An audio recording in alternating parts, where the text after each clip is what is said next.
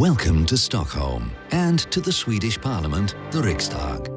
During the Swedish EU presidency between January and June 2023, the Riksdag is an arena for meetings and dialogue between MPs from the parliaments of the EU member states and the European Parliament.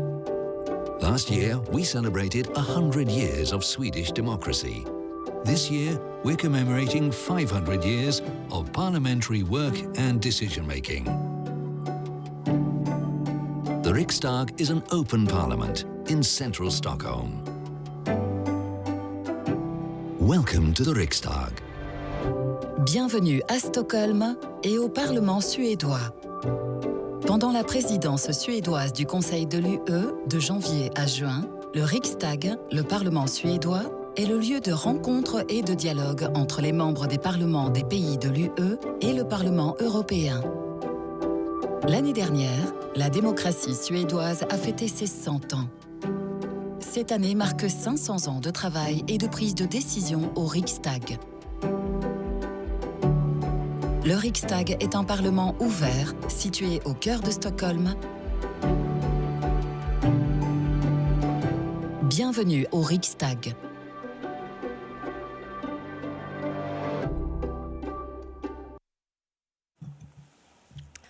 Dear colleagues, fellow parliamentarians, invited guests and distinguished speakers, good morning from Sweden and very welcome to the Swedish Riksdag. My name is Emma Norren and I'm the chair of the Committee on Environment and Agriculture. And together with my colleague, Committee Deputy Chair Kjell-Arne Ottosson, we have the great honor to gather you here today to discuss the important matter of circular bioeconomy. On my side, I also have the head of the committee secretariat, Magnus Blücher. You will find us today in the beautiful second chamber. Outside is snowing, but we are here in this beautiful surrounding in the lower house from the time where we were by chamber in Sweden. But this time we are not all together here in Stockholm, but I believe that we have maximized the opportunities that the digital format will present to us. And I also have to say a special hello and welcome to our TV viewers, because this is broadcast on the Swedish state television. I'm very pleased that we have gathered over 150 participants today across 4 different time zones and from close to 30 countries.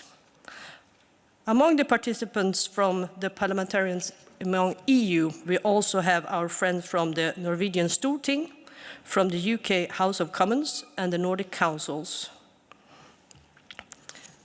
And a special welcome to all of you. But I also wish to extend a particular warm welcome to the representatives from the youth organizations, both on national and European level. They have kindly accepted our invitation to join this debate today, and we are happy to have you with us. What we are discussing here today is very much an issue for the future generation to handle. So, with you here today joining our discussion, it's very important for me and the committee, and we are very pleased that you have so many that have accepted our invitation. So, why are we organizing a conference on circular bioeconomy? Well, the transition towards a circular economy is certainly gaining momentum. We know our ecosystems are stressed, we know that we have a climate crisis, and we need to find solutions for this within the planetary boundaries.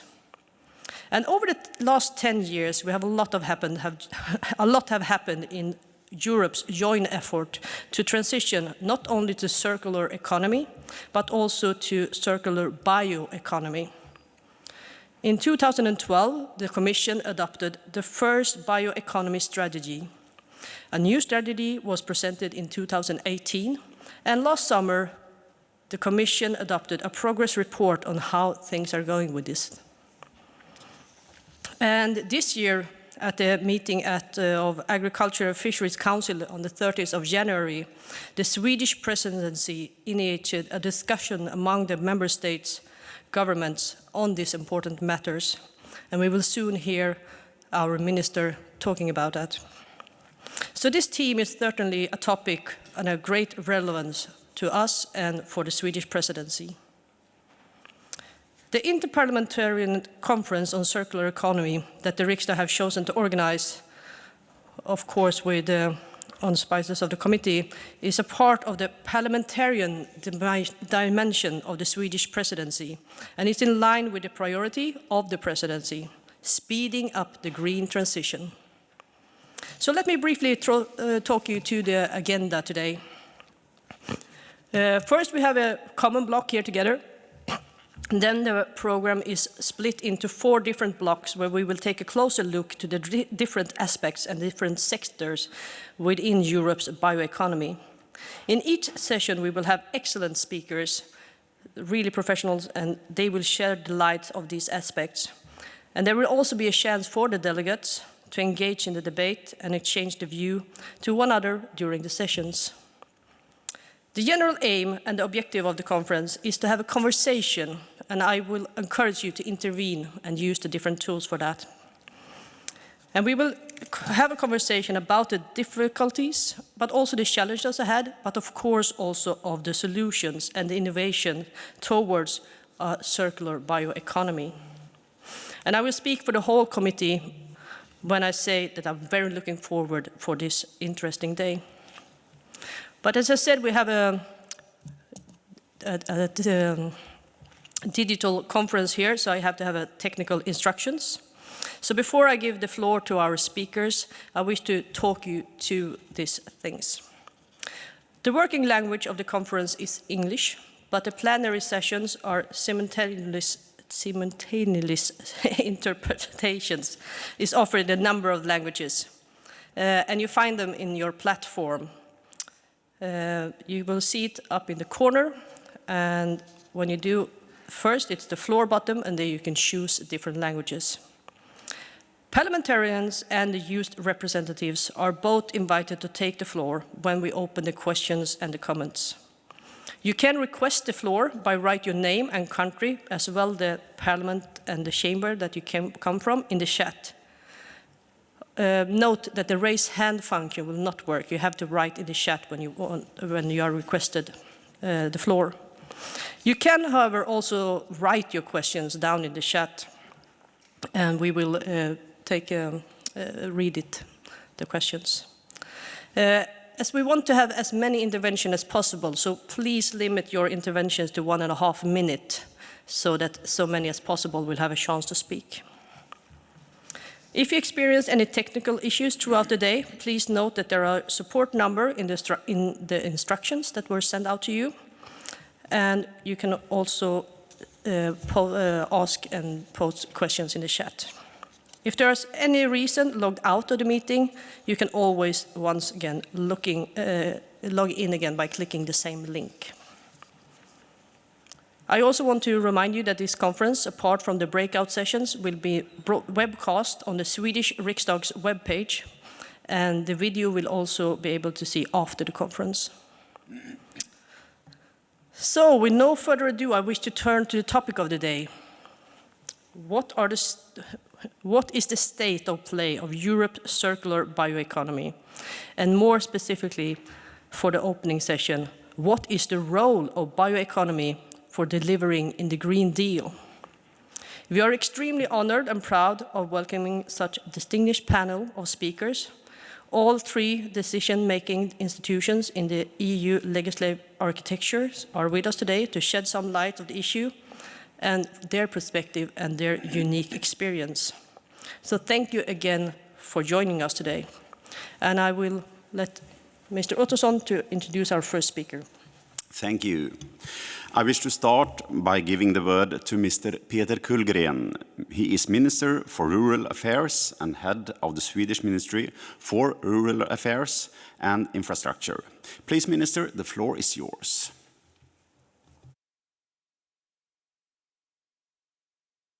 Thank you and good morning, everyone.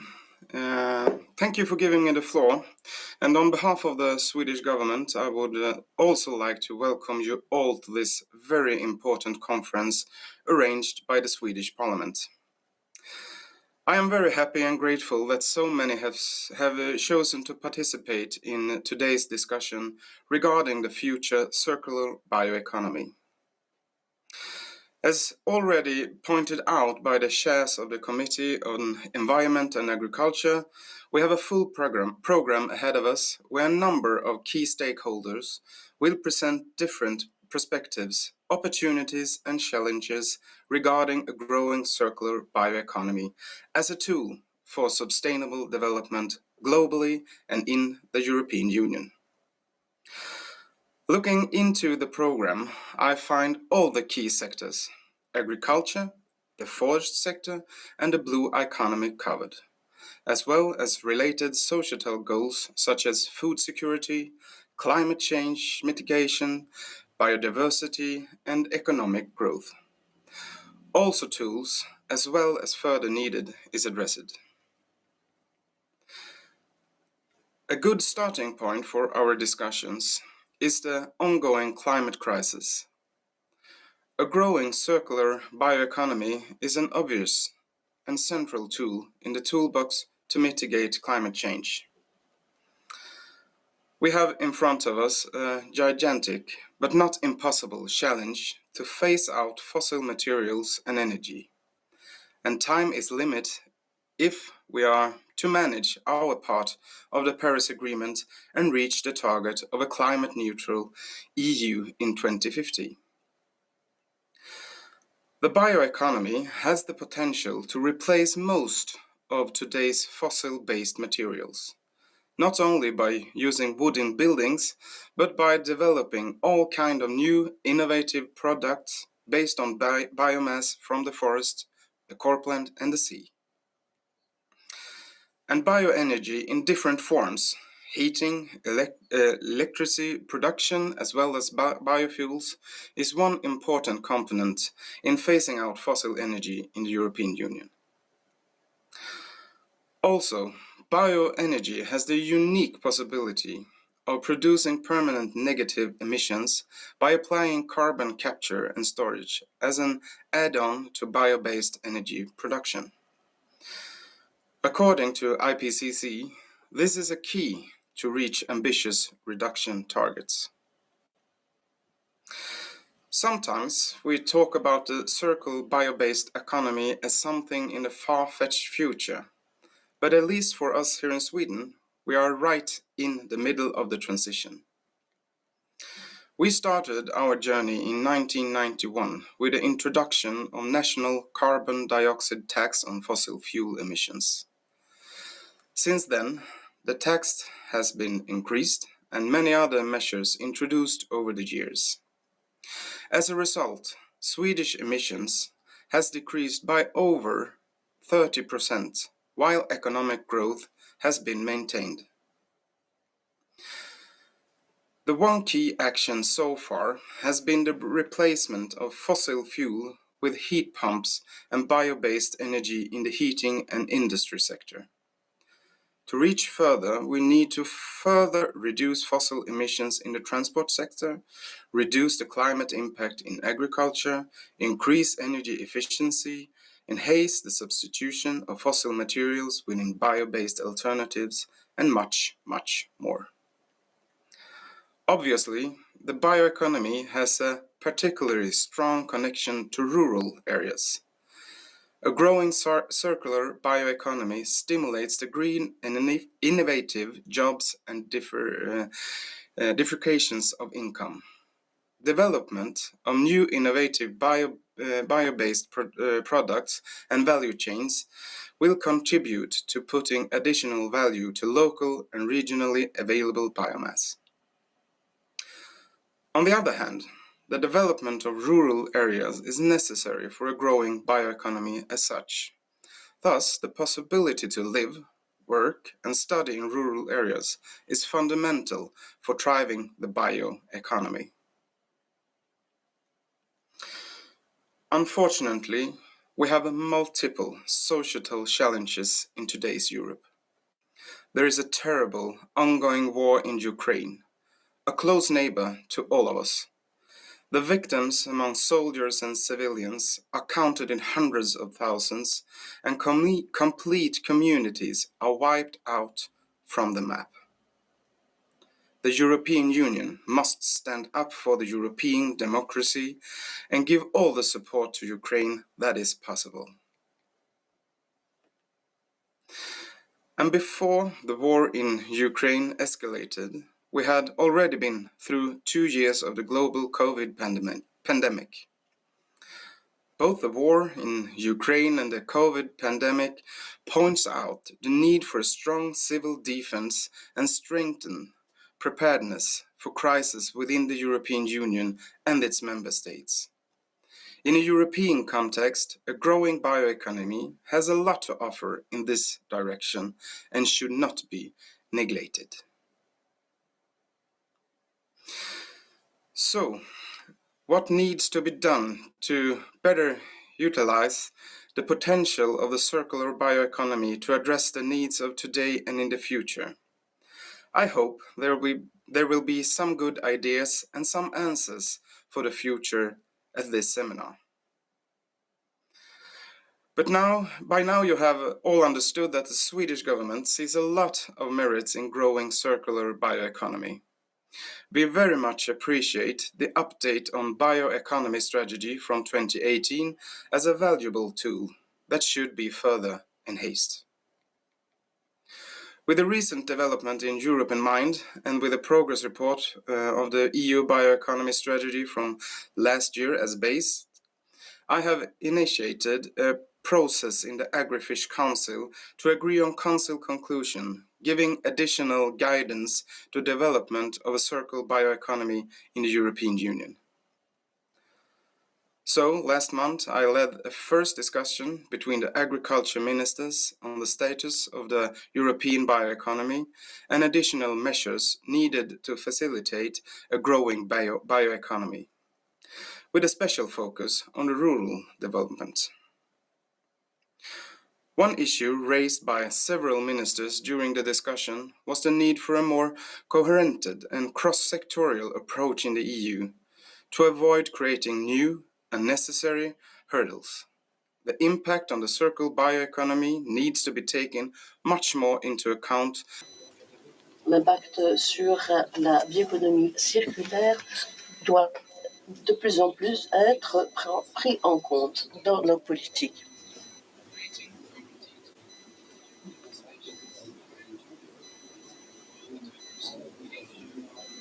Creating regulation that in fact fits very few. Regional diversity needs not only to be acknowledged, but also made good use of as a comprehensive advantage.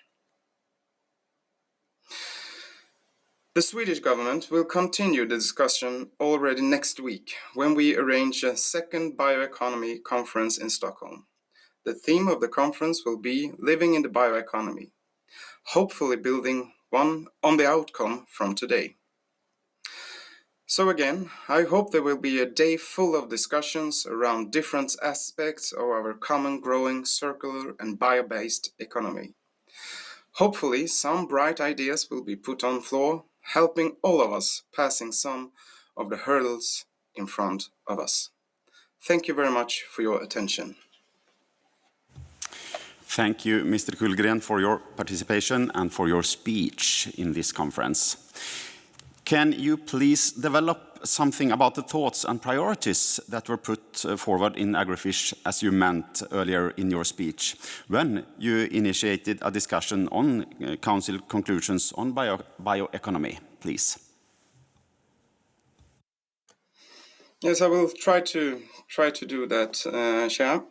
The Swedish presidency has chosen to draw special attention to the importance of bioeconomy by taking this initiative for Council conclusion, with special emphasis on the rural areas. And we do that because much have changed in both politics and society since the EU bioeconomy strategy was updated in 2018. Since 2018, there have been change both in EU policy in and in society as such. The climate change is one of today's major challenges. At policy level, the work with climate and environmental issues has progressed since 2018. In 2019, the Commission presented the Green Deal, which, together with the actions it includes, has effects on the bioeconomy.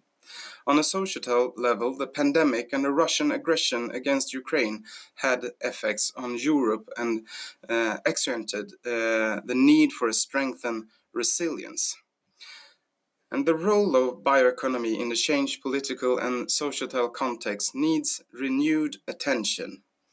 The bioeconomy can contribute to addressing several of today's major challenges like climate, jobs, competitiveness, energy, and resilience.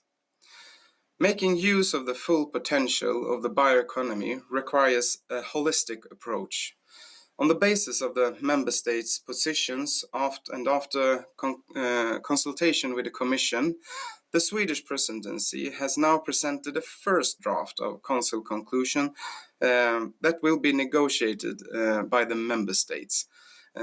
Adoption is planned to take place in the Agriculture and Fishery Council in April 25, if I remember right.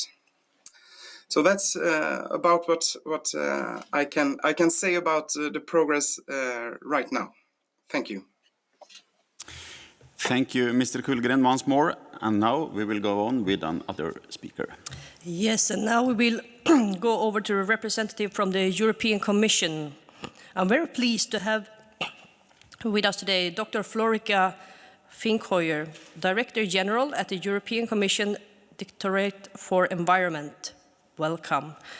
Your directorate is tasked with initiating and defining new environmental legislation and to ensure that measures which all member states have agreed upon will actually be put into practice. We are all very eager to hear what you have to share with us today. But I also know that you will have to go a little bit earlier. You have a back-to-back meeting and that you will prioritize questions. So please, if there is any interventions you want to have with Dr. Finkhoyer or anything you want to put on the floor, please write in the chat that you would like to take the floor or questions. And with that, no further ado, the floor is yours, Dr. Finkhoyer. Welcome. Thank you very much. And I'm very pleased that you invited me to this debate. I think I owe it for having been to Sweden, to the beautiful parliament end of last year. And we already had a discussion on our Green Deal. So thank you very much. And I must say, I listened also very carefully to what the minister said, and I can rather subscribe to what he said, that the circular economy or the, let's say, bioeconomy is possible, and it's very much aligned to our Green Deal. Because if it is circular and sustainable, then it would really be even a blueprint for green growth, for sustainable and resource-efficient use of biomass. It can help to achieve climate neutrality, what was very much emphasized by the minister.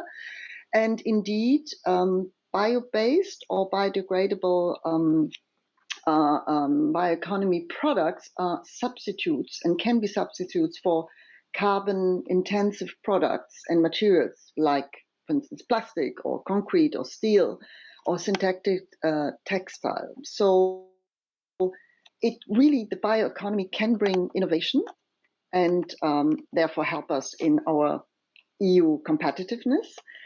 It can ensure food and nutrition security.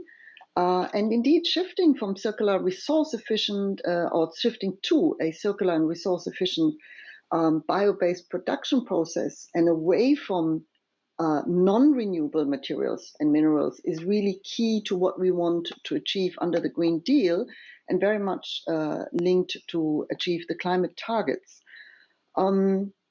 And therefore, it could also create green jobs and growth. But there's always a but.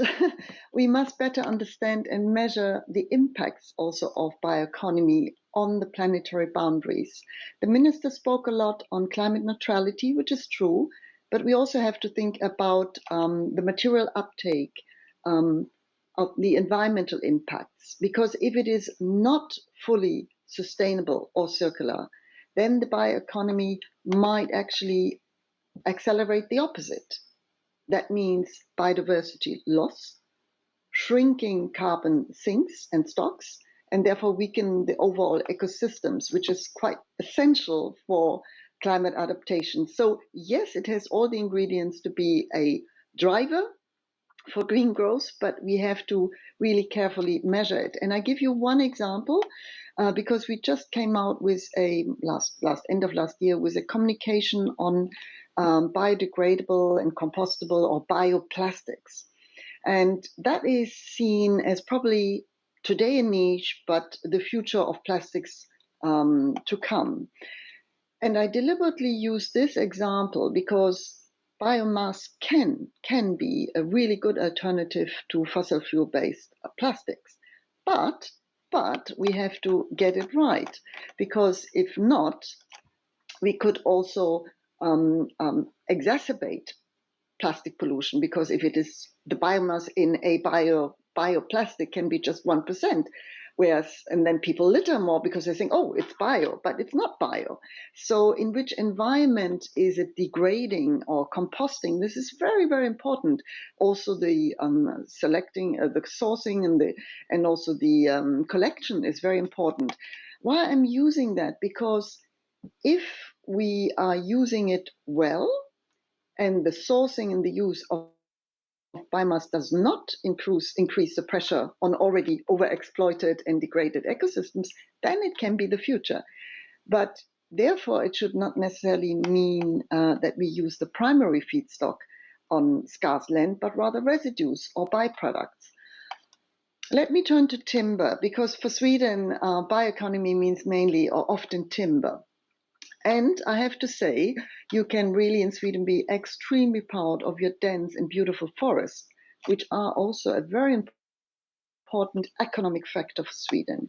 And you have this very old, century-old traditions, profound knowledge, and a thriving industry around timber. And tell you the truth, Europe will not tell you what to do. That is not under our forest strategy, nor will tell you what to do under the future forest monitoring proposal that comes before or after summer. But it will be your industry itself that will very slowly but surely adapt to a changing landscape, a changing market reality, and the impact of not only climate change, but also biodiversity loss of forests, not only in Sweden, everywhere. And it's not be a one size fits all, not at all. But according to your landscapes and your forest, you will need to adapt. And this might come in the years to come, 5 years, 10 years. But even the Swedish forests, which are beautiful, they will need adaptation strategies, because climate change and biodiversity loss has an impact. It's not because Europe wants you to change, but you will want to preserve your forest for the next generation, and you want to have a sustainable growth and sustain profits from your timber industry. And that is why I think I would also dwell a little bit on the industrial emissions and climate change. Yes, we can, as much as we want, fully even reduce our industrial emissions in Europe.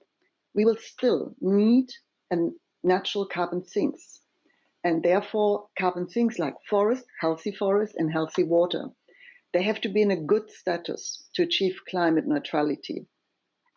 Forests that preserve biodiversity, and a soil that is healthy and capture carbons.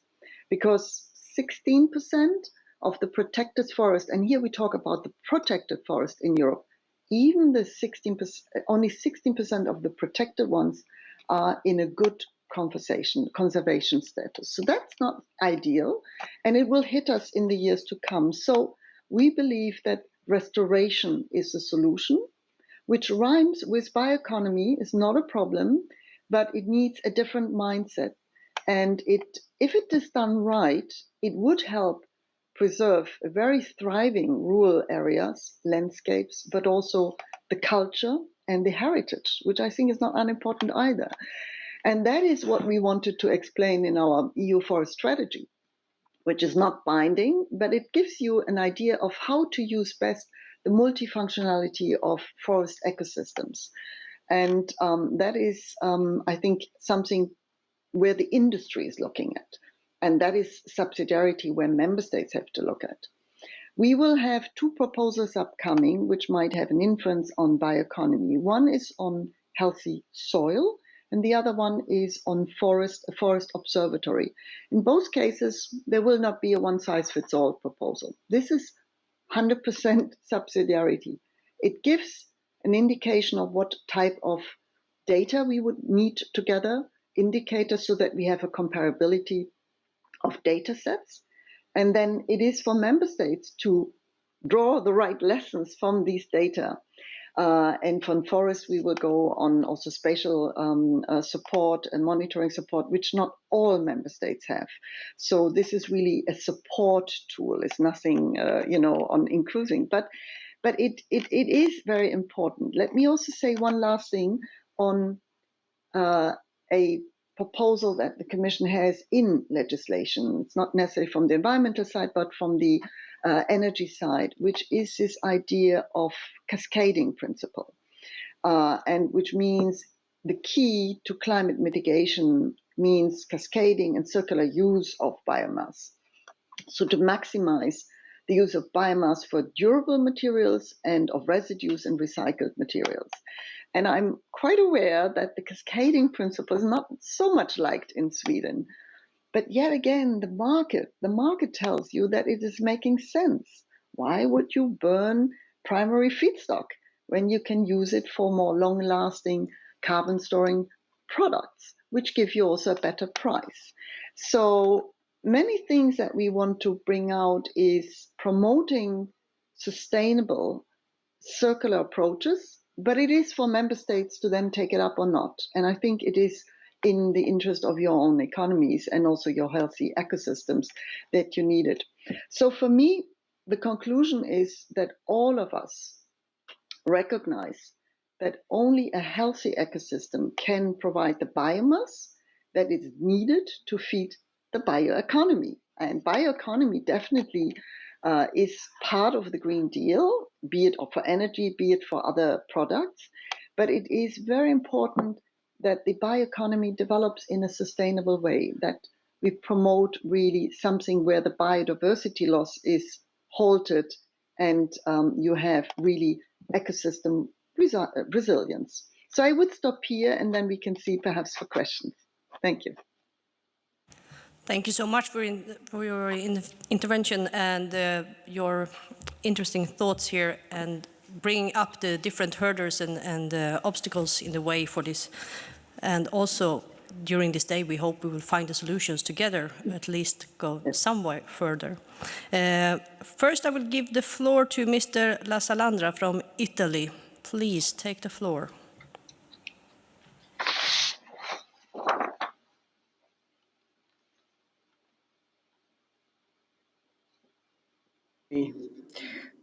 One of the key aspects that have to be addressed when we talk about the bioeconomy was actually highlighted in our Prime Minister Meloni's inaugural address, i.e. the idea that we have to safeguard nature.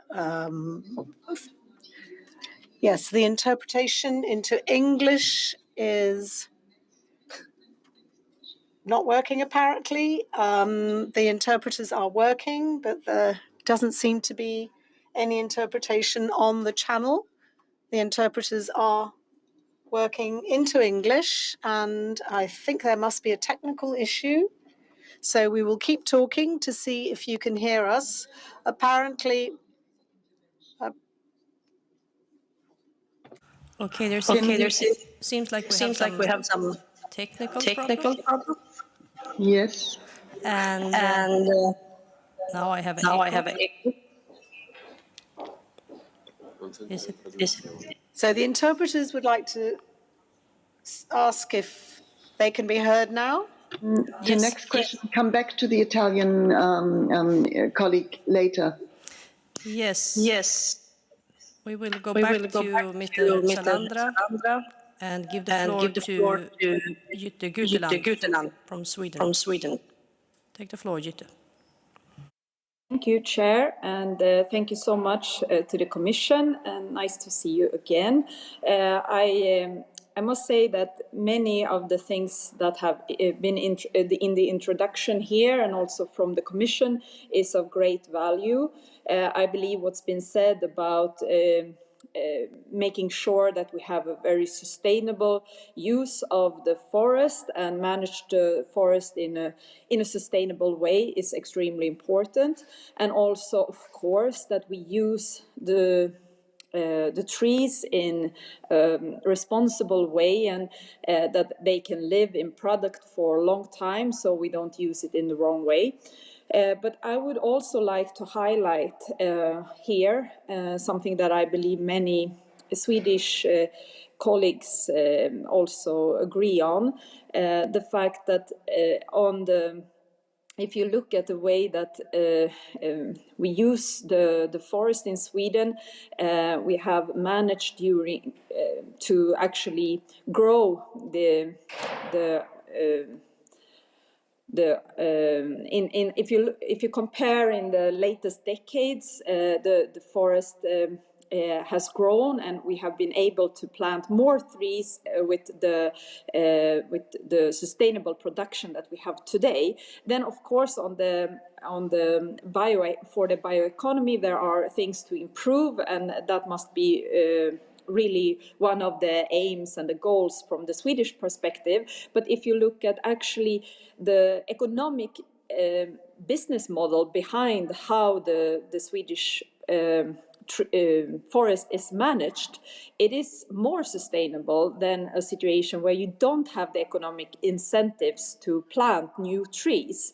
And therefore, it has been a bit frustrating when you have been following the EU Commission and the proposal on the forest strategy, but also on LULUCF and RED and how it treats the forest and the coal sink, that many times the target for Sweden has increased during the time being and also the latest years, while we see that some countries has their target to preserve the forest and have it used as a coal sink has not increased. On the contrary, actually, we have some countries that doesn't have the targets, and that feels a bit both unfair and not very sustainable. So I would like to, from a more Swedish perspective, make sure that the Commission hears how we see it, that Sweden cannot balance for all the countries in the European Union that is not having a sustainable way of making their forest to grow. And Sweden cannot be responsible for 1 part of 6 when we have 27 countries in the EU. So that is a bit high on the target for Sweden. And I think you heard it before, or I'm sure you heard it before, but I think it's important to mention it here when we have the European Commission in this important conversation. But thank you so much, both to the Minister, but also to the Commission for very important and fruitful insights in this seminar. Thank you. Thank you for that statement, Mrs. Guteland. And as you can hear, this is an issue that there is very much of interest here in Sweden, and one of the parallel sessions will be on forestry. Do you have any comment, Dr. Fink-Hoyer, please? Yes, thank you very much. And Ms. Guteland, you said it very clear and perhaps better than I've heard it before. So I'm very grateful that you put the issue of, let's say, the moving goalpost of the target up so clearly. Let me just perhaps react on 2 ways, because I take that serious, and I think it's a valid and legitimate concern and question. First of all, the way a country, whether it's Sweden or somebody else, it can be Romania, it can be Bulgaria, who also have very, very beautiful and rich forests. The way a country or member state manages its forest is really for the member state. We will not prescribe that, and we haven't done it in the forest strategy, nor we will do elsewhere. But the question is, of course, is your forest very healthy? And then, of course, we also have to see what are what we would call old growth and primary forest, which have a very different carbon sequestration value, and how would that be protected? And on this, member states, actually the member states and Commission, they are discussing, and they will come to a conclusion of what is the definition and which ones are the old growth and primary forest that needs to be protected because of that. So we can put that aside because that will be discussed with the member states. It's not for us today. But when it comes to the carbon sequestration, let's say, capacity of, let's say, plantations and others, the question is how healthy, in what good status is a forest. And here I hope that perhaps for you also this forest observatory proposal could help, because what we will do is propose certain indicators for everybody, but then capture the data, monitoring the data, support member states in getting the data. But then it is for member states afterwards to draw conclusions on this data. But the data on the forest status, the forest, let's say, observatory data, are actually relevant for many things. For your forest industry, it has economic value because it will show you whether or not you have healthy carbon sinks or not, and it will be counted probably also for the LULUCF discussion. So therefore, this is exactly an element where probably we go very holistic, coming from the climate change perspective, but also from the biodiversity protection or halting biodiversity loss perspective, and bring that together around forests and forest observatories. So I hope that this one will help a little bit, but and especially to really see which forests in Europe have carbon sinks and capacities or not, and also which management form then can be accepted on that. But that is, as I said, for member states. I would stop here to have more questions. Thank you. And thank you, Mrs. Goodland. Thank you very much. And I can assure you there are many different views on how to use the forest, even in Sweden. And then we have the next speaker coming up. Yes, we will go to the last speaker in this part, and it is Mr. Per Holmgren. He is a member of the European Parliament. He is representative in the European Parliament's Committee on Environment, Public Health and Food Safety. The floor is yours, Mr. Holmgren. Thank you very, very much. There's a lot of reconstruction and renovation in this building where I'm sitting right now, so it's a bit noisy, but I hope you can both hear and see me well.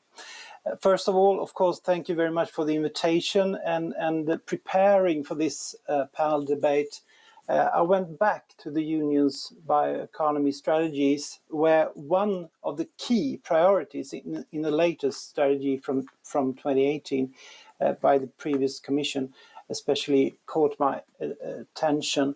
It's the third priority, namely the need to really understand the ecological boundaries of the bioeconomy so that data and science can, and I quote, provide guidance on how to operate the bioeconomy within safe ecological limits. And I think to an extent, Dr. Fink Hoyer from the Commission also talked regarding this, so thank you very much for that. And based really on clear scientific data we already have, the two main threats to the Green Deal, and if we are to speak of any kind of bioeconomy, are climate change and of course also the ecosystem collapse. And we know that clear-cutting forestry and the intensive use of pesticides and also bottom trawling is ecologically unsustainable. But it's not only ecologically unsustainable, that means that it's also economically unsustainable. And I think really that we need to address this and understand this. The bioeconomy, which we all in here care for, will not be long-lasting if these nature invasive practices, because the sustainable bioeconomy depends on a thriving nature. So we really need forests that are resilient to climate change, bark beetles and other threats. And we know that the best security to create resilience is biodiversity. Now, when it comes to agriculture and our food production, that is very dependent on healthy soils, that means that it also needs biodiversity. When it comes to the oceans, ability to both store carbon and also in the long run really then supply the blue bioeconomy. Once again, they depend heavily on biodiversity. So we cannot just get around the fact that climate resilience needs biodiversity, and neither can we get around the fact that business as usual through clear cutting, pesticides and bottom trawling are all existential threats to biodiversity. Now, on an EU level, there has been some quite positive and dare I say, essential movements in the right direction. But however, they've not been without resistance from all of those who advocate for business as usual. We really need to start questioning who actually benefits from this business as usual in the long run, because it's not the foresters, it's not the farmers, and it's not the fishermen. And working with achieving sustainable forestry in the European Union, it's really been embarrassing to witness the resistance to the deforestation law from Sweden. The newly agreed prohibition to sell products from deforestation is an essential step towards a sustainable bioeconomy for forests. Because when we prohibit deforestation products from the market, we open up the market for sustainably produced forest products. And Sweden's resistance clearly shows a realization that Swedish forestry in its current state is far from sustainable. And it also shows a lack of will to actually invest in a long-term and resilient forestry sector.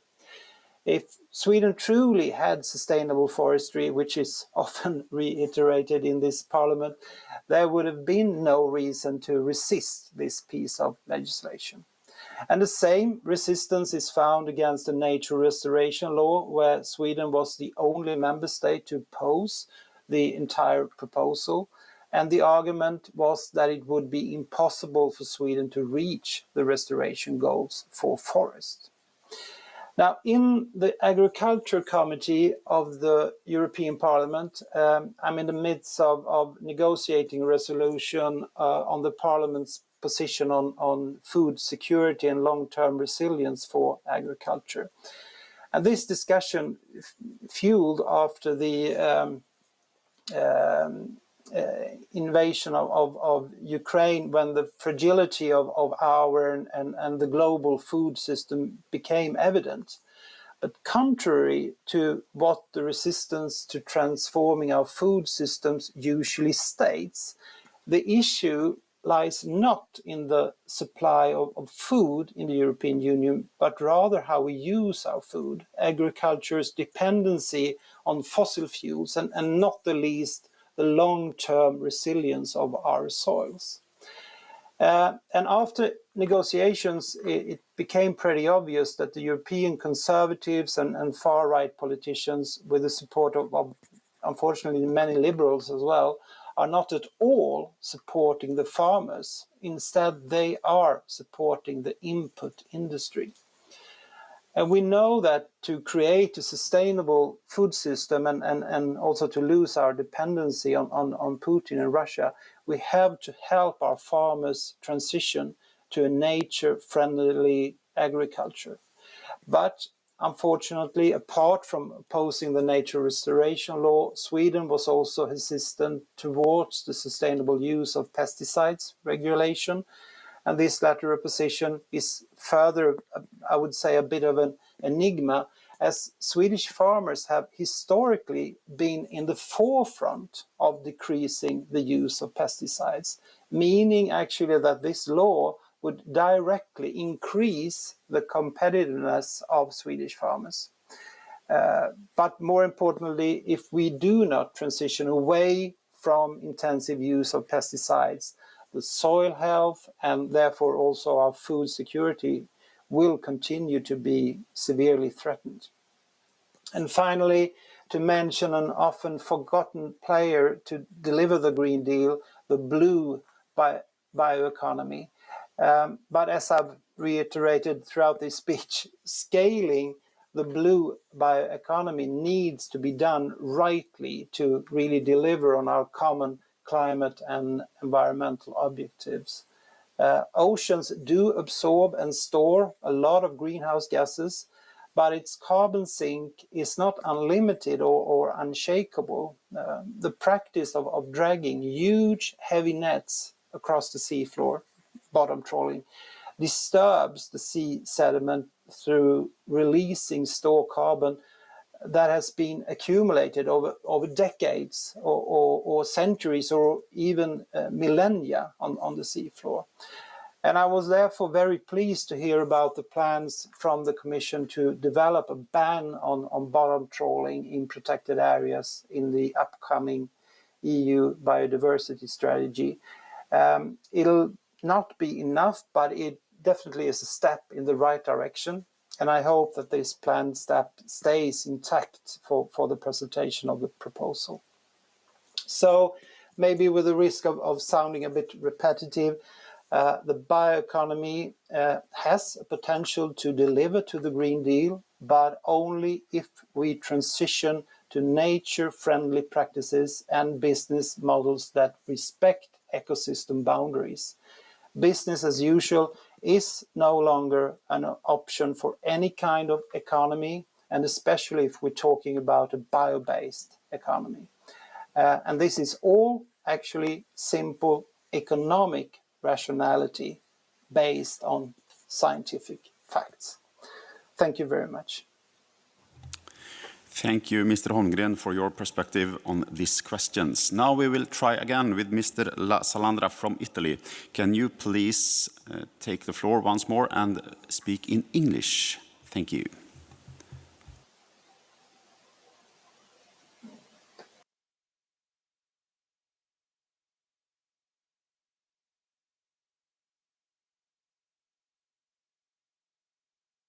One of our main focuses should be that of the Mediterranean maquis.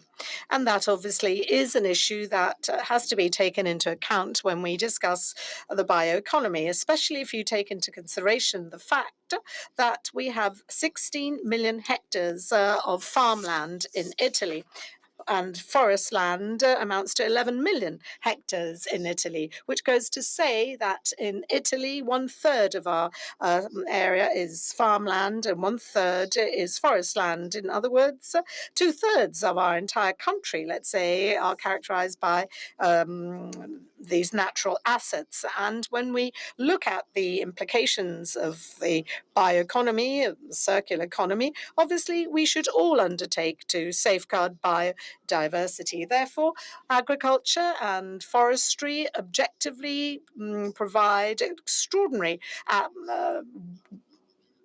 assets in terms of our economy as well. We have to consider, however, the need to manage sustainably and responsibly both farmland and forest land. It is necessary also to do this when we redefined, let's say, nature areas, the green Deal and Next Generation EU can make a fitting contribution to step up the pace of this. And we have to differentiate, obviously, between inland areas and mountain regions. And as our colleagues have quite rightly said, we have to embrace a more responsible management of our water resources, bearing in mind environmental issues and the way in which our social life does have an impact on the environment. That said, Italy introduced a first piece of legislation on this topic in 2015, and I'm referring in particular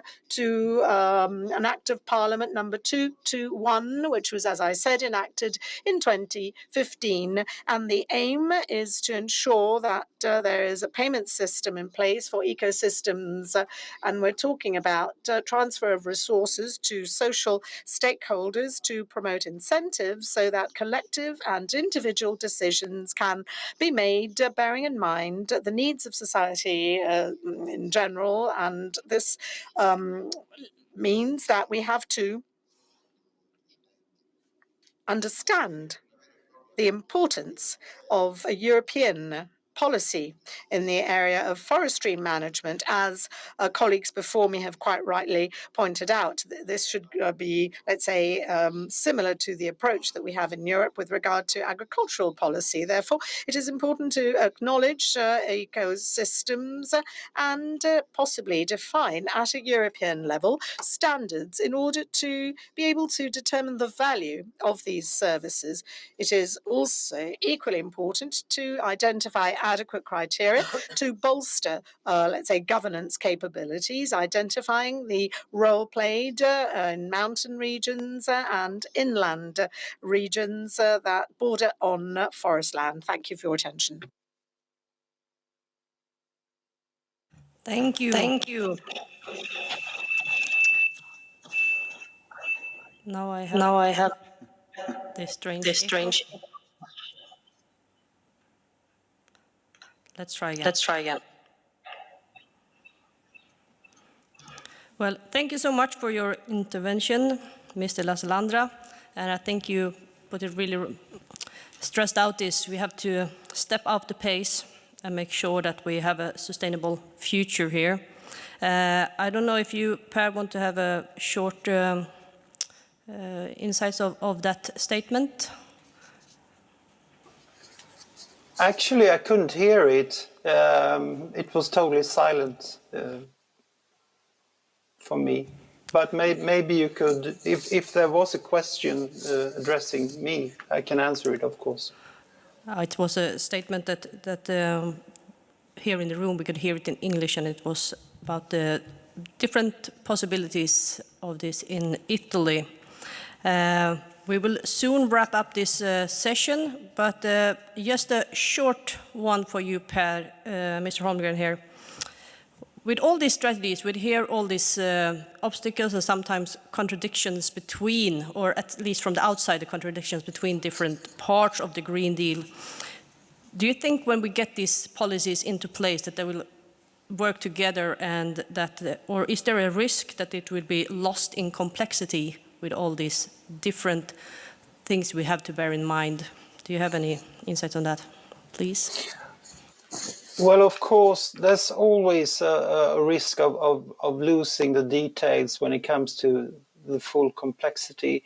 But that means that we also need really to use the scientific tools when it comes to complexity. And I'm thinking, for example, when it comes to planetary boundaries, we do have clear definitions when it comes to planetary boundaries for climate, as one example. And the boundary for climate is that we need to make sure that in the near future, the maximum amount of carbon dioxide in the atmosphere is 350 parts per million. We're at 420 now, and pre-industrial values was below 280.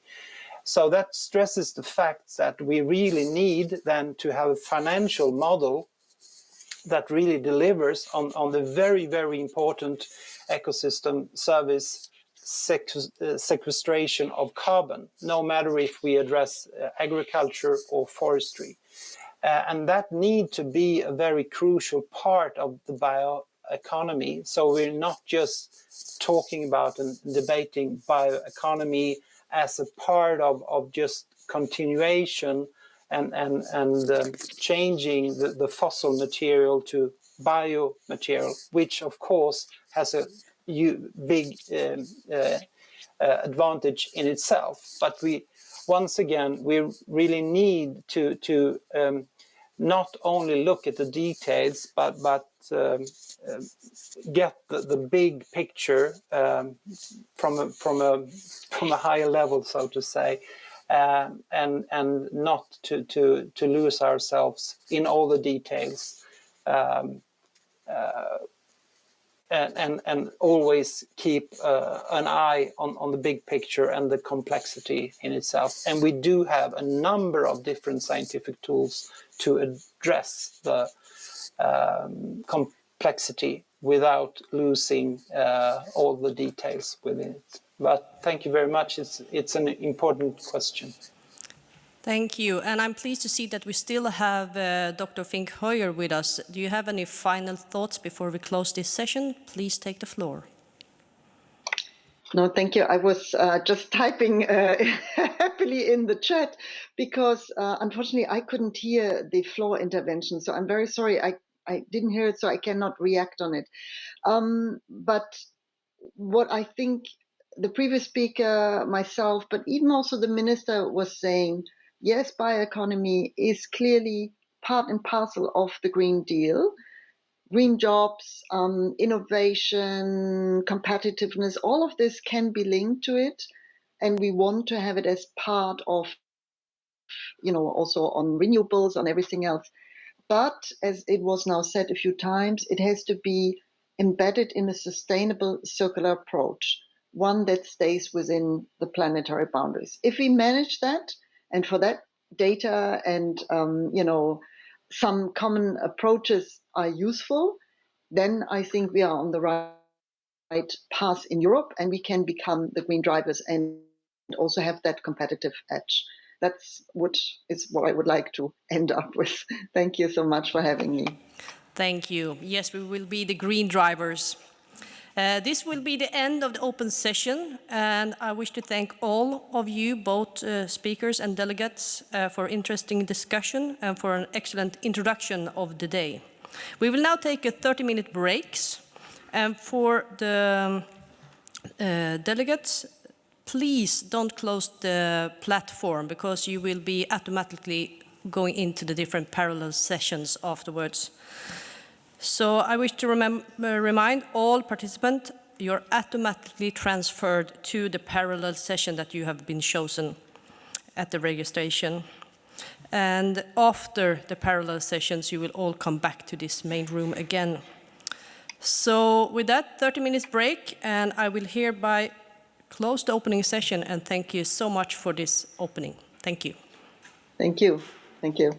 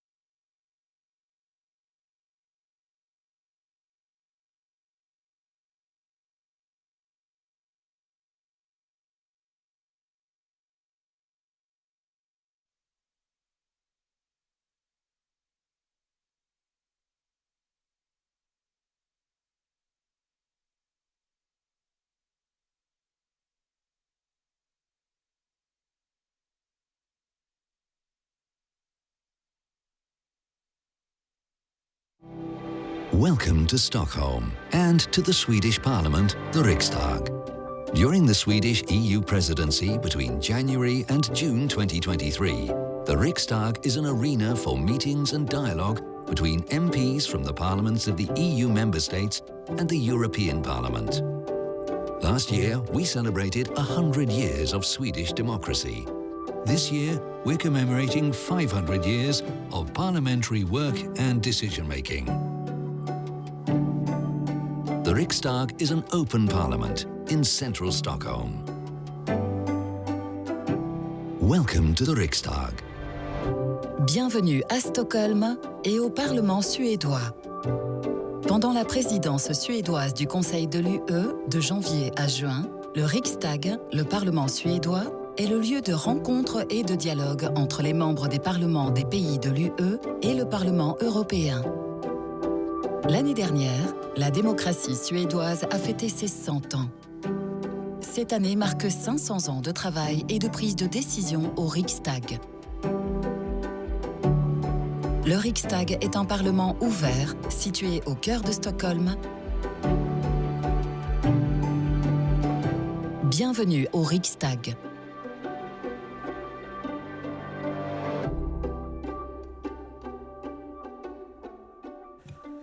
Hello and welcome back to this conference on circular bioeconomy. My name is Emma Noren and I'm the chair of the Committee on Environment and Agriculture, and it's this committee that hosts this day. And I hope you have had a great morning with the plenary session and then in the outbreak sessions. I heard it has been great discussions on forestry, food security, blue economy, and also what's needed to be done to make these issues to come further. For this afternoon, we will have a moderator, Ingrid Pettersson. She is at my left-hand side here, and she is an experienced leader here in Sweden in the public sector. Among some of her previous positions, she has been the Director General of Formas, as the Swedish Research Council for Sustainable Development, and she has also been the State Secretary for the Minister of Agriculture. Right now, she is leading 2 of the governmental public inquiries. So it with great pleasure, I will hand over this afternoon to you. Thank you very much, and good afternoon, everybody. I also hope that you have had a delicious and nutritious lunch. So have I. Before introducing this session's topic, I will give a very short summary of each of the 4 breakouts, as we all could only go to one. The first one was about roles and possibilities in the forest industry. And it was discussed that the Commission often stressed that one size doesn't fit all. But in practice, many have the feeling that it turned out that all should work in the same way and with the same standards. And there is no common view how the tree should be used. And Sweden doesn't think the use should be regulated in detail at EU level. And it was also said that reuse isn't always the best alternative. It might sometimes be more resource efficient in a holistic perspective to produce new things instead of recycle and reuse. So that was in very short the first session. The second one was about national and regional bioeconomy strategies.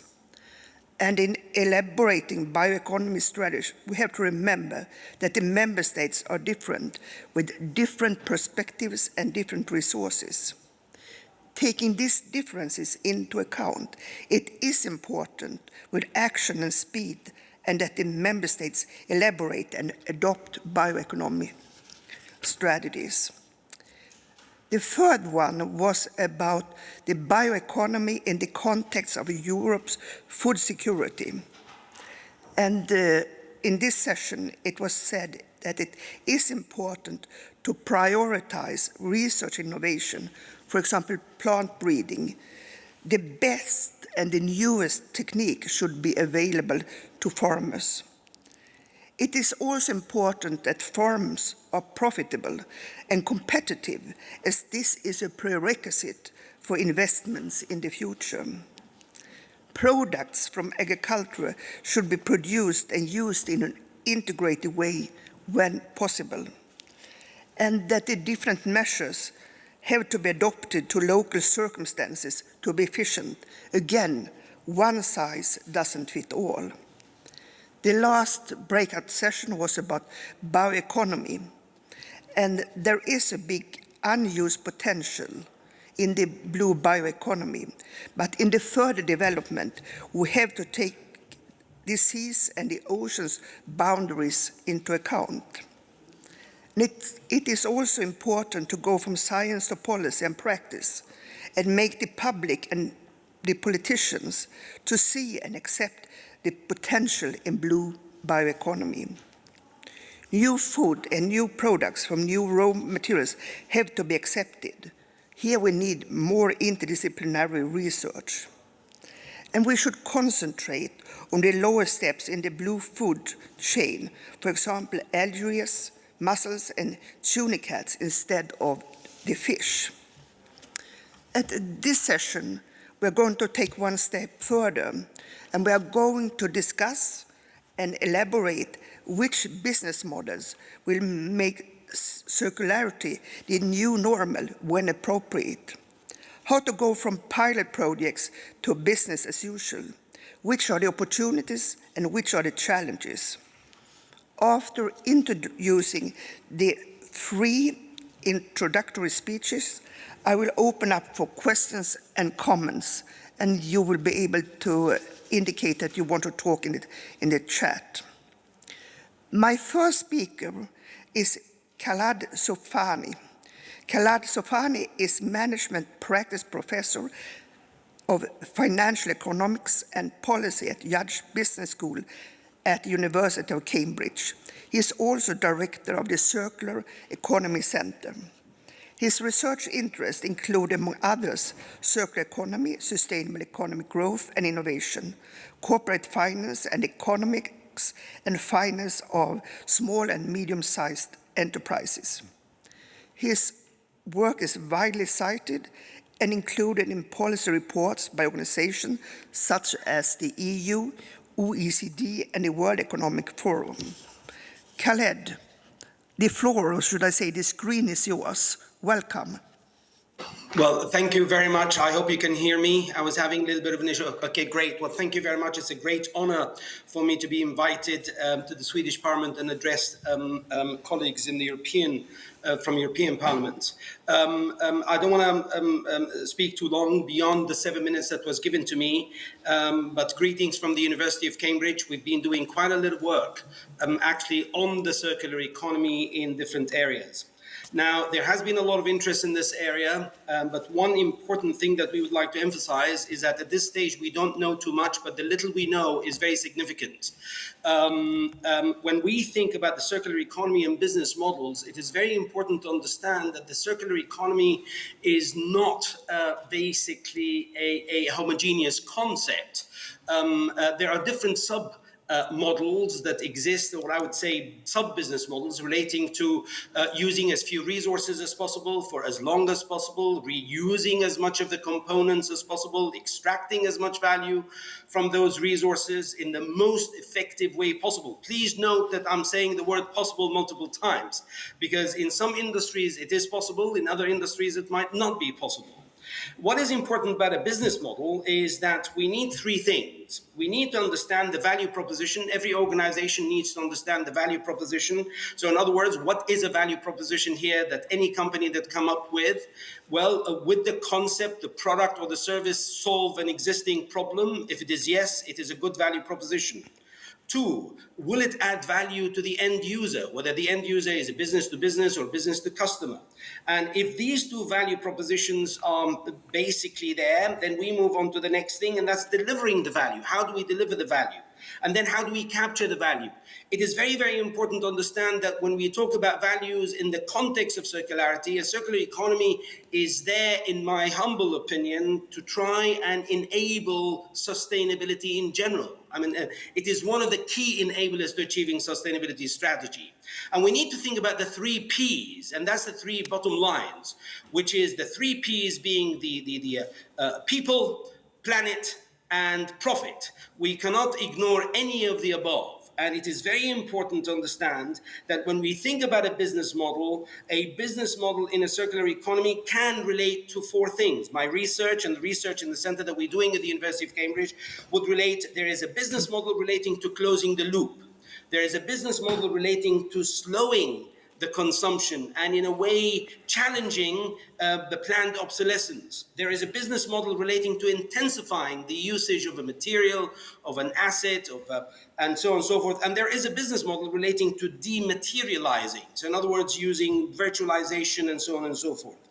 What is important for all of us to understand is that for corporations to buy into this idea, they need to realize that there is an economic value. There is the economic viability in that business model. There is a financial viability in the business model. There is efficiency to be had, and there is also productivity, in addition to all the things that I've just mentioned. So ultimately, it is really about thinking about understanding the value chain. Corporations understand their value chain. A company that does not understand its value chain will not expand, will not grow, will not scale up. It is very easy to start up an idea, but the important thing is to scale it up. But how can we scale up an idea, especially a business model idea? Scaling up a business model idea requires that we understand, as I said, the value chain, extracting resources. It is about, in addition to that, the inbound logistics, the operations, the manufacturing, the outbound logistics, the distribution, understanding the behavior of the customer. All of these things are part of the business model. And if we don't understand them as corporations, as companies, it doesn't really matter, small, medium, or large, we will miss something in there. And that is very, very important. Another thing that I would like to say, in my humble opinion, is that when we think about circularity, we need to literally break the circularity into 3 elements here. There's understanding circularity from a macro perspective, understanding circularity from a meso perspective, and understanding circularity from a micro perspective. So we don't want to really confuse how do we understand circularity from the top down, from a macro perspective. And that's where policy is important. That is where basically innovation is important. That's where society is important. That's a macro perspective. And then the meso perspective, we need to understand the industry, the sector, the competitive advantage. Does a circular economy work more in the car manufacturing business, for example? Or does it work more in the electronic device business or in agriculture? Why does it work more in agriculture than in other parts? And then there's the micro aspect, and the micro aspect is more about the organization itself. Now, as I mentioned, when we want to scale up something, we need to understand the product fit. In other words, will it be consumed by the market? We cannot ignore the consumer. We cannot ignore the final buyer. The final buyer literally needs to understand whether that product is going to add value. And the final buyer needs to understand that there is a lot of value to be generated to the environment, the beautiful environment in which we're living in, and in addition to that, the society, and in addition to that, any kind of value that can be created. There is a market fit. Will it get to the market? Will there be some kind of a competitive advantage if we take it to the market?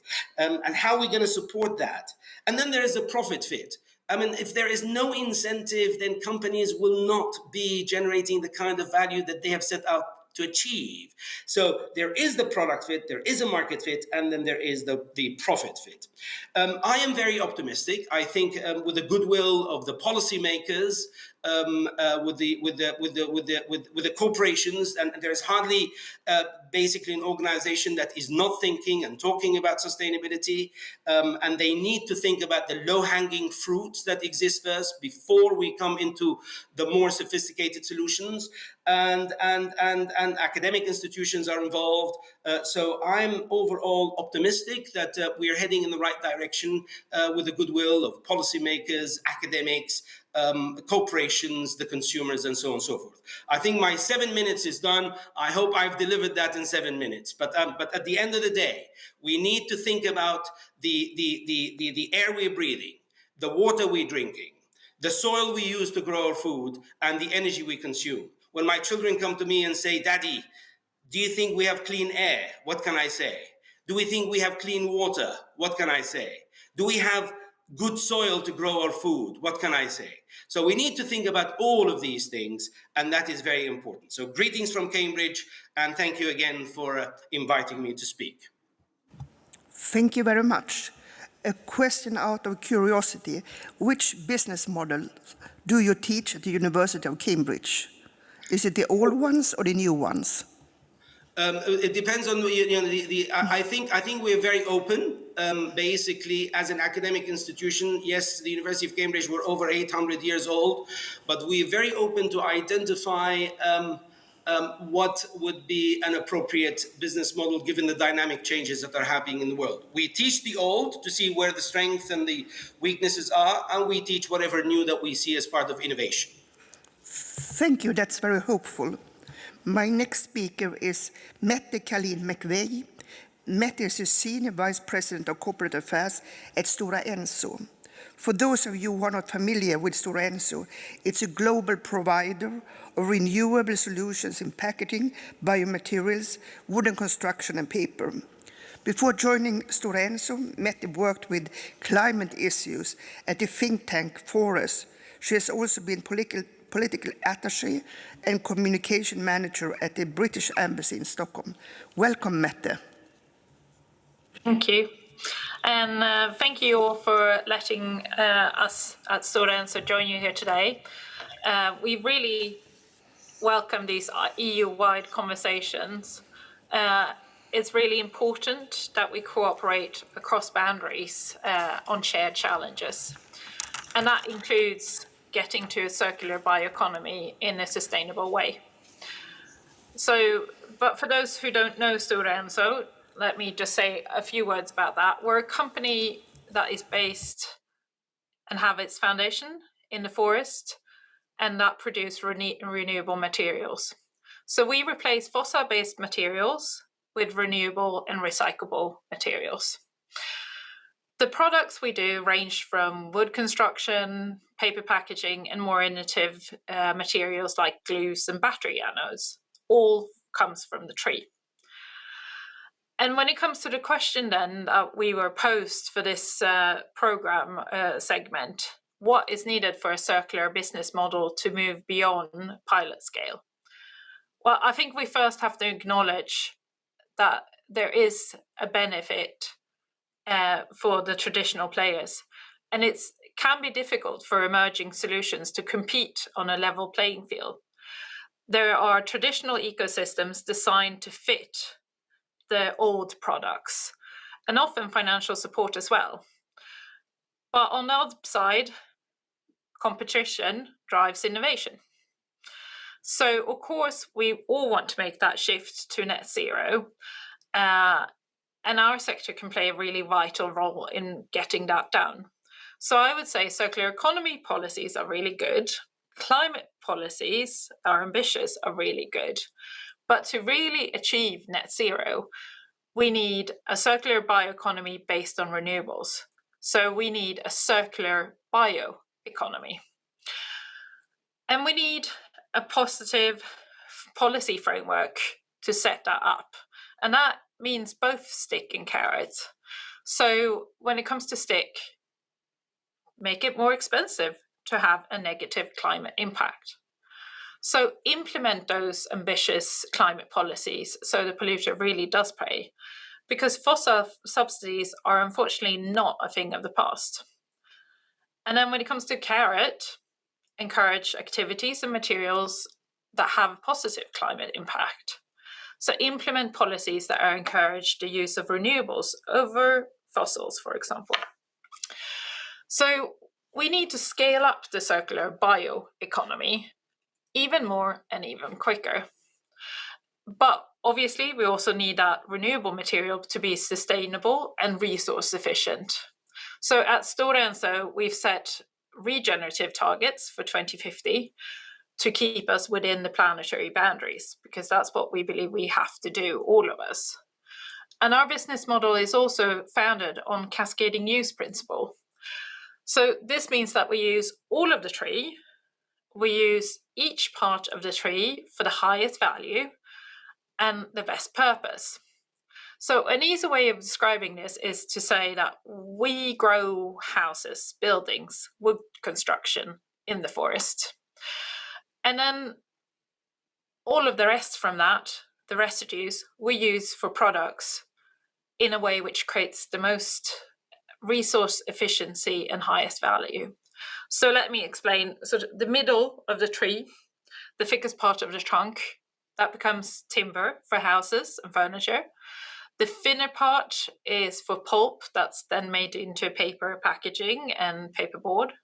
The branches and tops, along with the residues from the forest industry, go into products such as bioenergy and chemicals. And now we even use the sawdust and bark. And increasingly, with innovation, we're finding higher value applications for these residues. And that is what we need for society, and that the society needs, so that we use these renewable instead of finite materials. So an example is, did you know, for example, that we can replace the fossil graphite that is used in lithium batteries with lignin, which acts as sort of the glue in the tree today.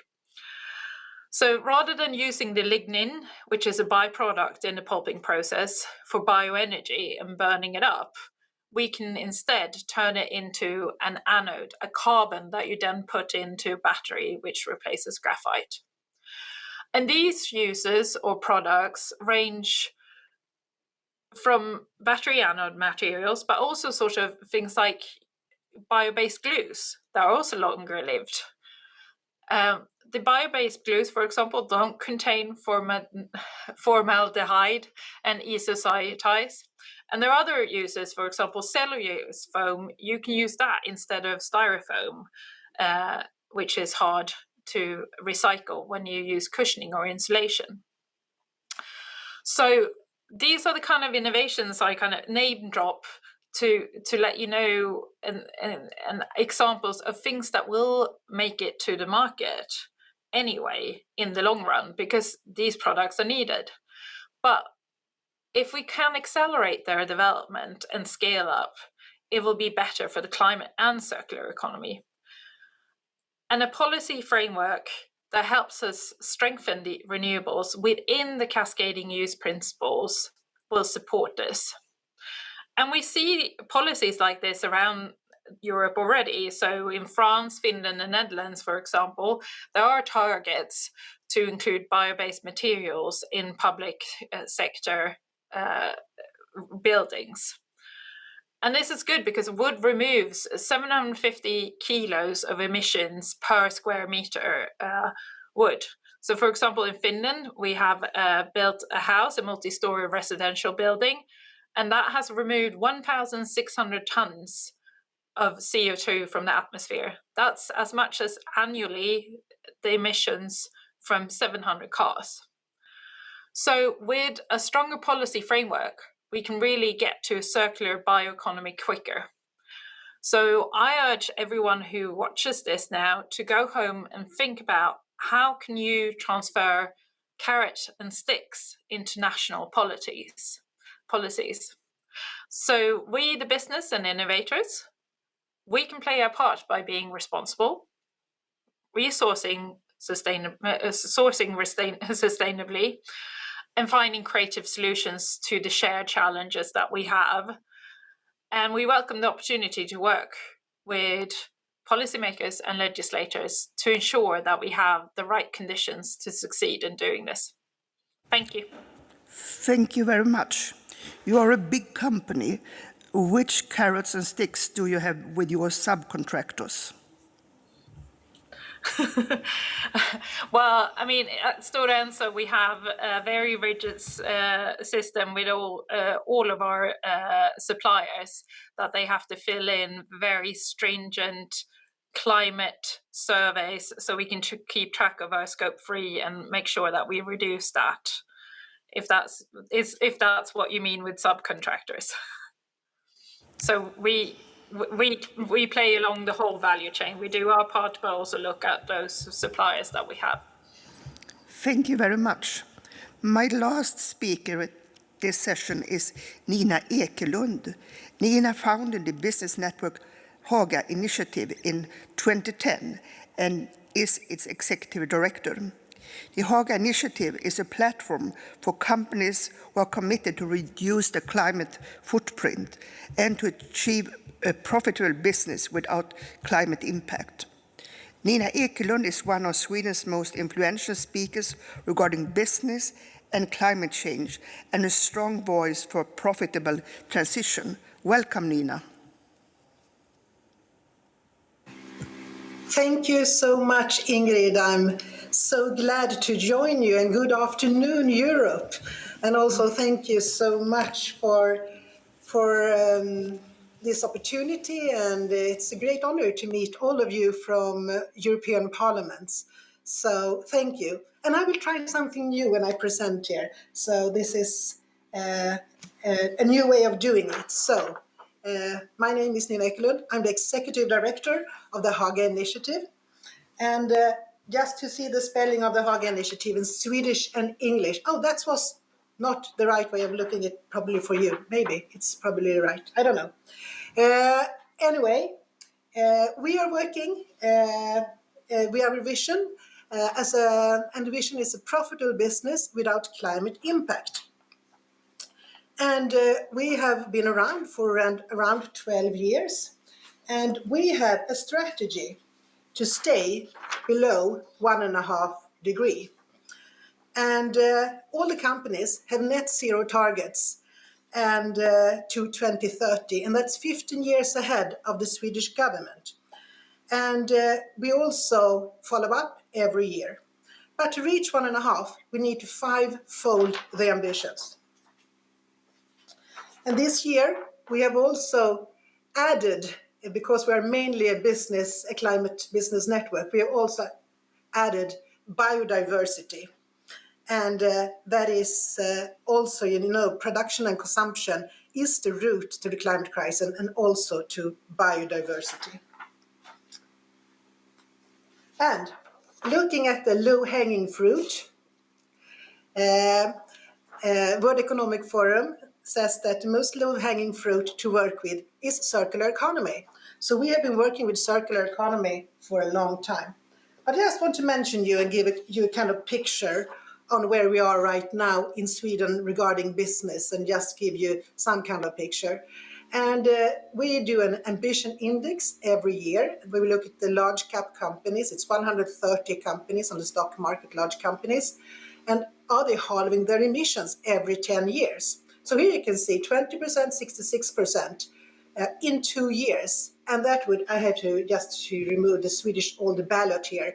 And you can see it's 500% increase. So a lot of companies, almost soon I know, almost all the companies will be halving their emissions every decade. And that is quite impressive. And I also just want to mention this is another survey, and that is the 20 largest emitters in Sweden that we looked upon, and they have 1/3 of the emissions.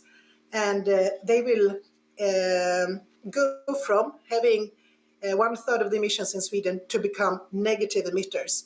And the negative emissions will be double as big as the emissions are today. Yes. So I just want to give them a big heart, and it's fantastic. And business can deliver if policy is with us, and if consumer and business to business do the right thing. So climate action is profitable. And when we asked a lot of companies like 200-300 companies. We asked, why is it profitable? Yes, because it strengthened companies' brand, and also young people want to work in companies that take responsible for climate. But recently we made this interview with the Nordic CEOs, and it was 40 CEOs, and they have a revenue corresponding to 24% of the GDP in the Nordic region. And we made an interview study, and we asked them what they need to be bold in their climate decisions. And they want more ambitious climate policies. For example, carbon pricing, higher demands on public procurement, transparency within climate, with climate impact from business, and they want to phase out subsidies from fossil fuels. But there are some obstacles. And the obstacles, just looking at increased circularity. So we asked the companies, what is the obstacles for increased circularity in your company? And they all, 40 CEOs of these big companies, there is a lack of recycled raw material. There is a legislation is the hinder. The costs are too high. It's more cheap to buy virgin materials than renewables. And we need to change the behavioral. It's easier to buy new things. And collaboration is needed. And just looking at the world today, we can see that circular business models, we can see that we have a lot of conflicts in the world, looking at the geopolitical aspects. We have increased competition, and we have climate change, biodiversity loss, and so. And we can see, by looking at using a material, that since 1990, the global resource use have been tripled, and between today and 2050, it will double. And some of the critical materials have increased by several hundreds % in just 1 year. And the global demand for steel, plastic, aluminum, and cement will increase 2 to 4-fold in 50 years. So the growing resource use globally will increase, and the risk of supply will shock us. So, and looking at extraction and processing of many critical materials, it's concentrated to a few countries like Brazil, China, Russia, and South Africa. And this presents a real economic and political risk for the EU.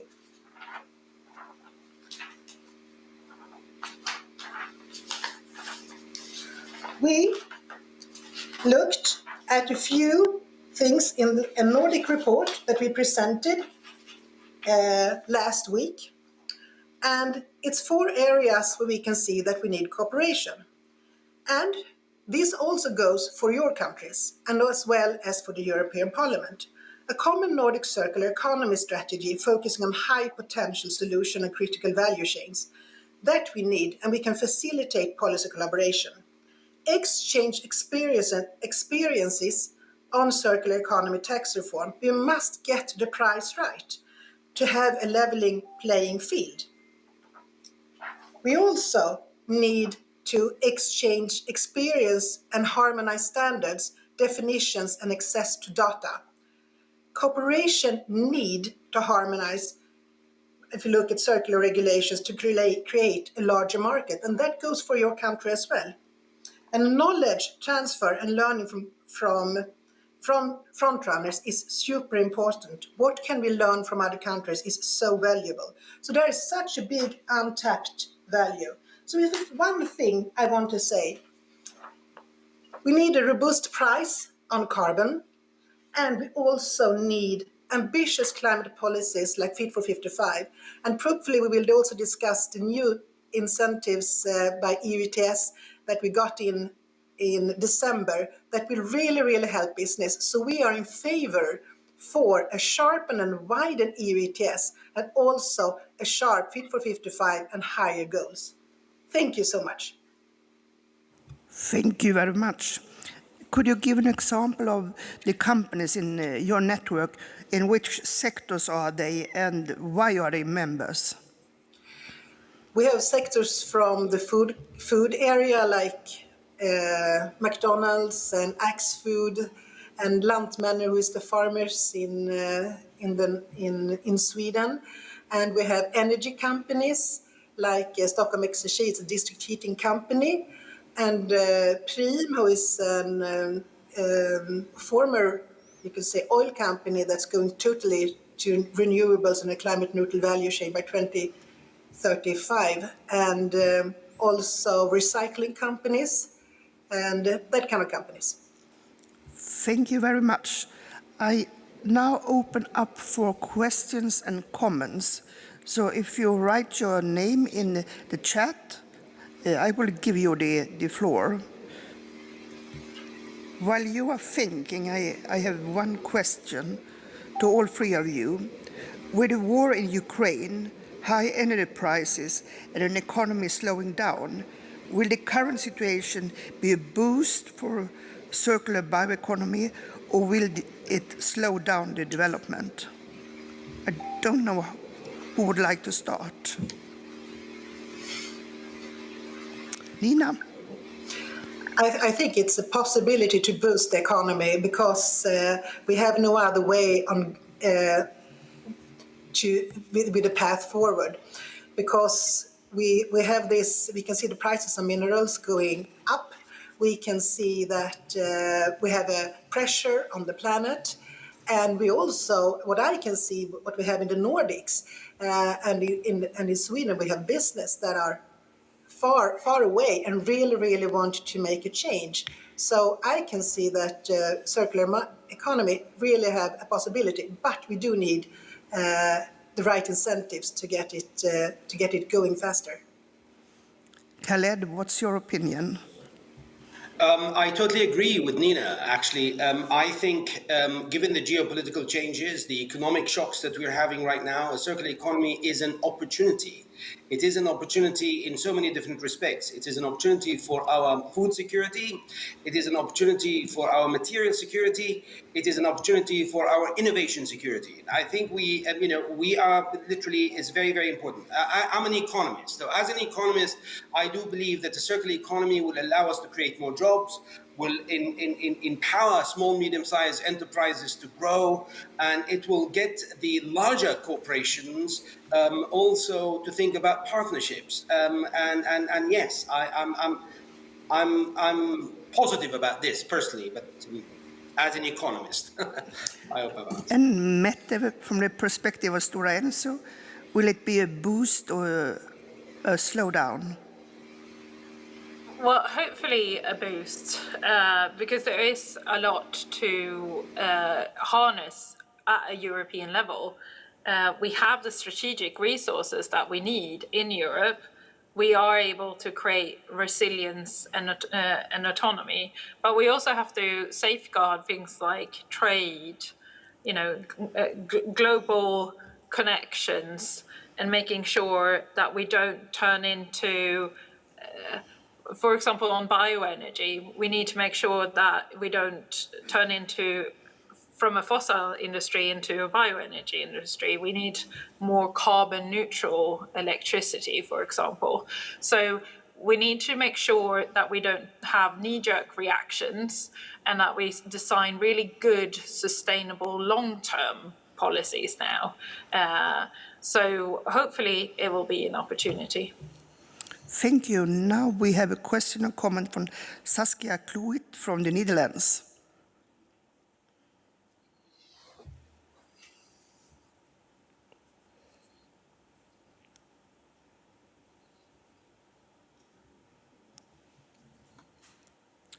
Saskia?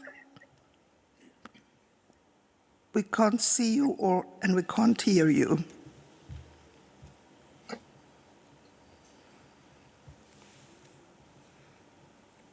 Well, while we are trying to get in touch with Saskia, I go for another question.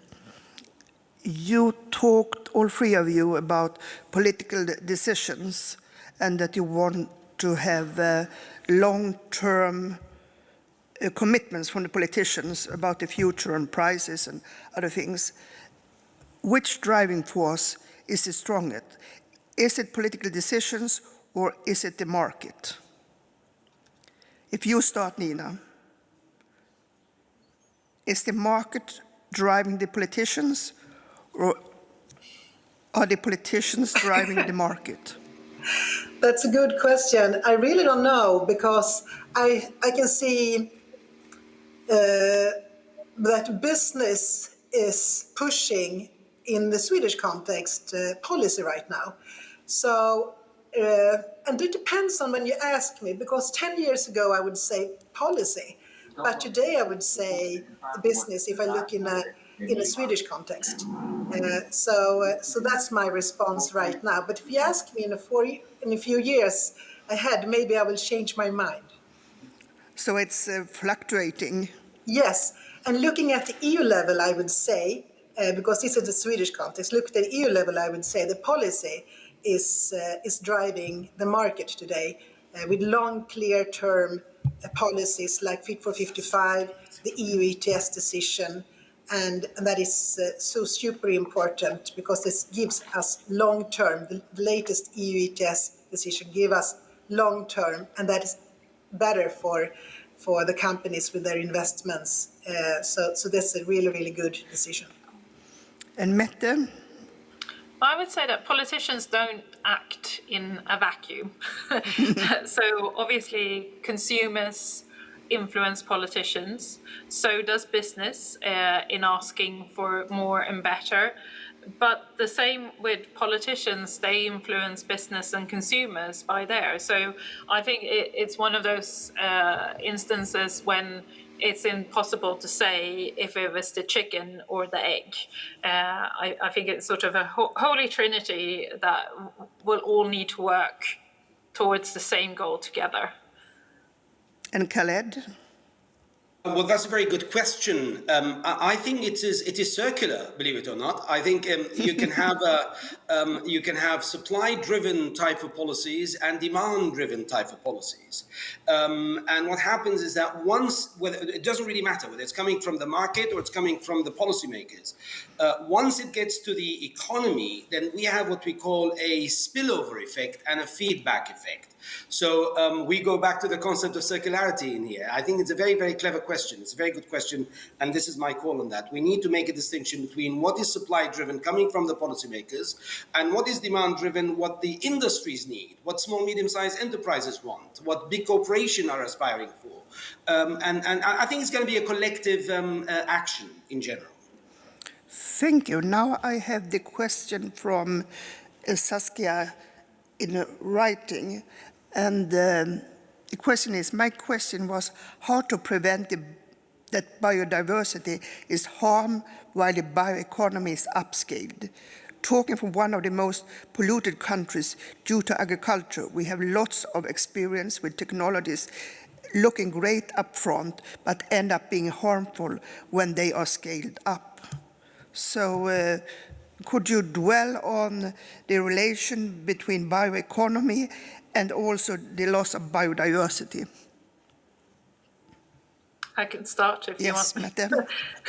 I think this question is really spot on because at the moment, we have a twin crisis. We have both a climate crisis and we have a biodiversity crisis, and both needs to be fixed. So for business, as Stora Enso, that means that you have to acknowledge it and address it.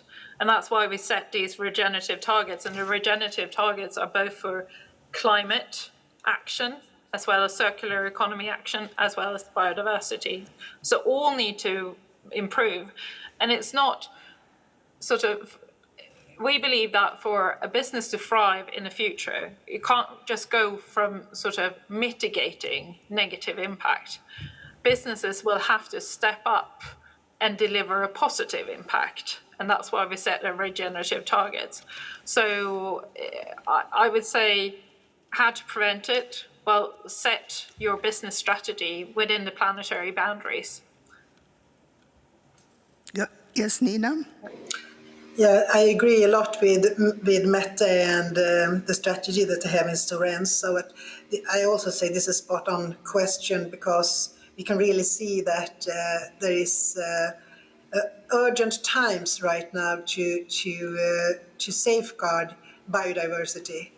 And we can see a lot of the targets working with climate targets and biodiversity targets goes hand in hand. Some of them do not. And what we need to do in business is to, at the same time we have climate targets, we do need targets for biodiversity within the companies.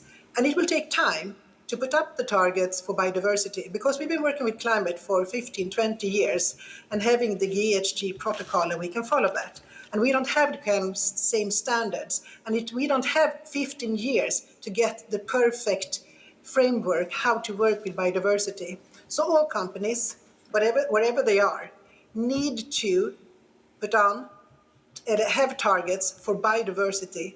And even though we don't know exactly what they will look like, they need to have it. And they also need to see how they can combine it with the carbon targets. And also, I would say, recommend using the circular economy as a stepping foot to reach both targets. Khaled, could you put a price on biodiversity or the loss of biodiversity? Quite frankly, I don't know the answer to this at this stage, but what I can say is that there is always a cost and benefit, and we need to be aware of what are the costs and benefits, and then identify what is a net effect.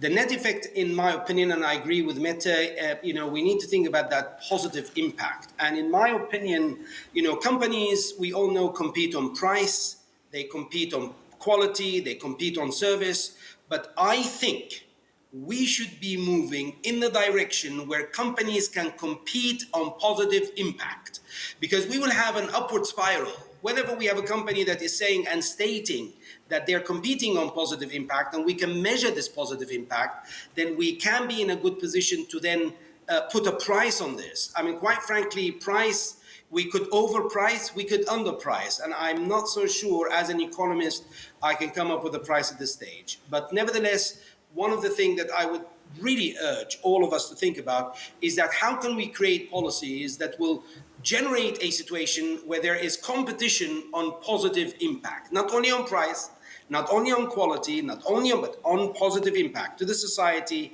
to the environment, and so on and so forth. Nina, very short, because I have two questions. I was just thinking of positive impact, because on the carbon side, we have negative emissions, and drawing carbon outside of the atmosphere, so we get negative emissions. But looking at what would that be on the opposite, looking at biodiversity? So it's so important to find that framework and see it's beyond restoring.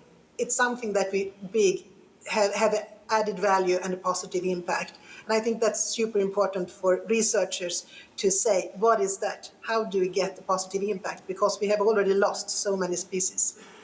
Thank you. Now I give the floor to Christian Diego di Sansu from Italy.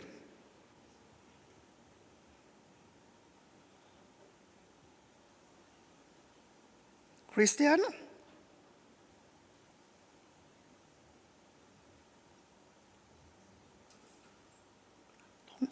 No, I can't hear you. So I go to Simon Holmström from Åland, the Nordic Council of Sustainability Council.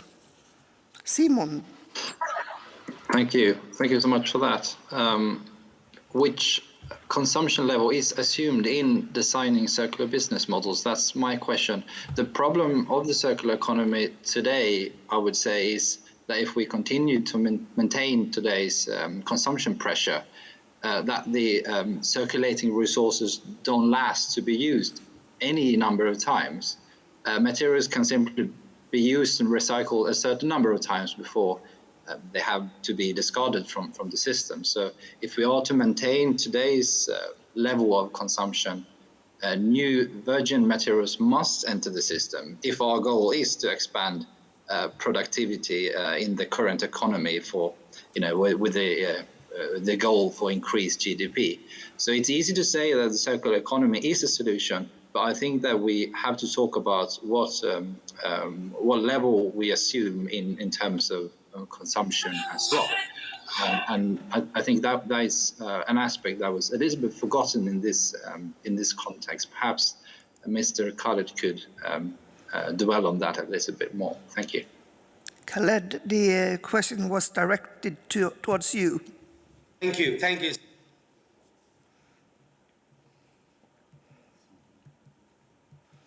Now we can't hear you. Sorry, can you hear me now? Yes. Okay, great. Well, thank you, Simon. That's a very good question. I totally agree with you. And it all depends on whether we're dealing with the first use, second use, third use, fourth use, and so on and so forth. In my humble opinion, I'm an economist, not a scientist, and scientists should help me with that. But nevertheless, we can say, for example, in some material, we can go second use, third use, and fourth use, possibly.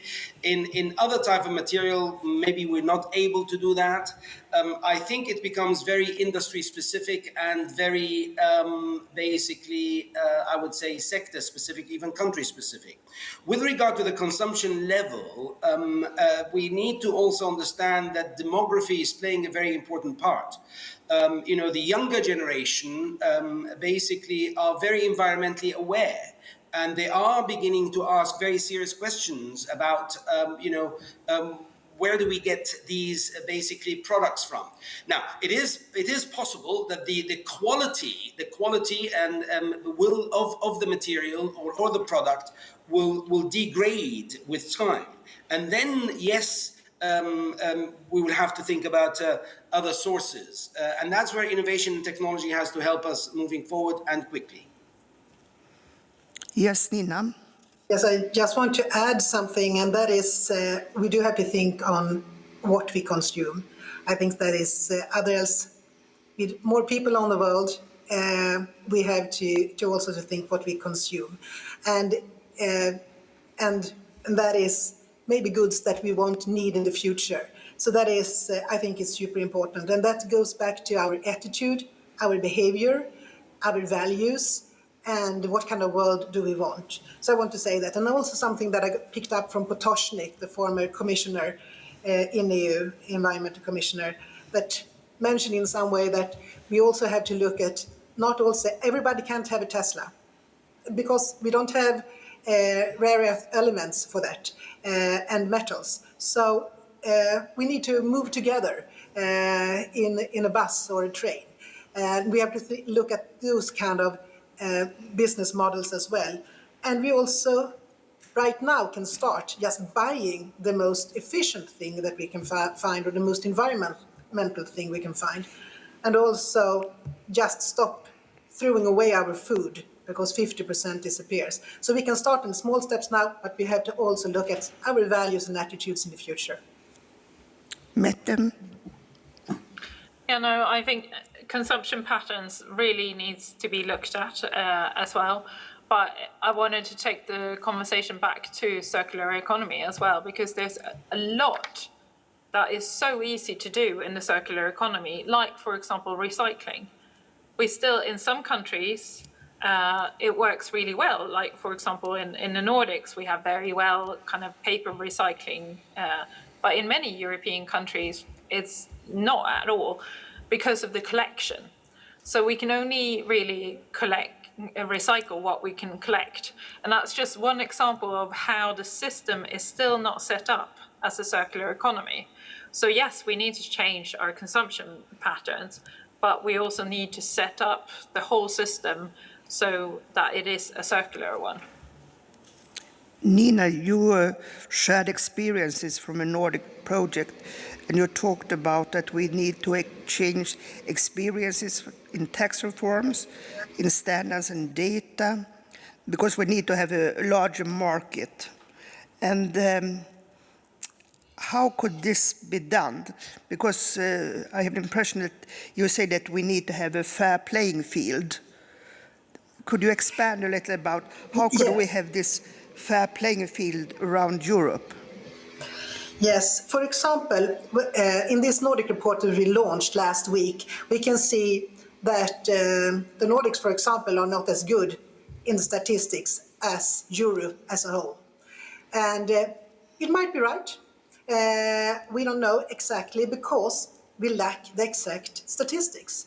So for example, if all the statistics bureaus could work together and also share data, and if we also would give the data the right way, it would be easier. But we also have to remember that countries are very, very different. So municipal waste could be one thing in one country, but another thing in another country. When we talk about electronic waste, it might differ between different countries and how we report. So just that could be a problem. And also,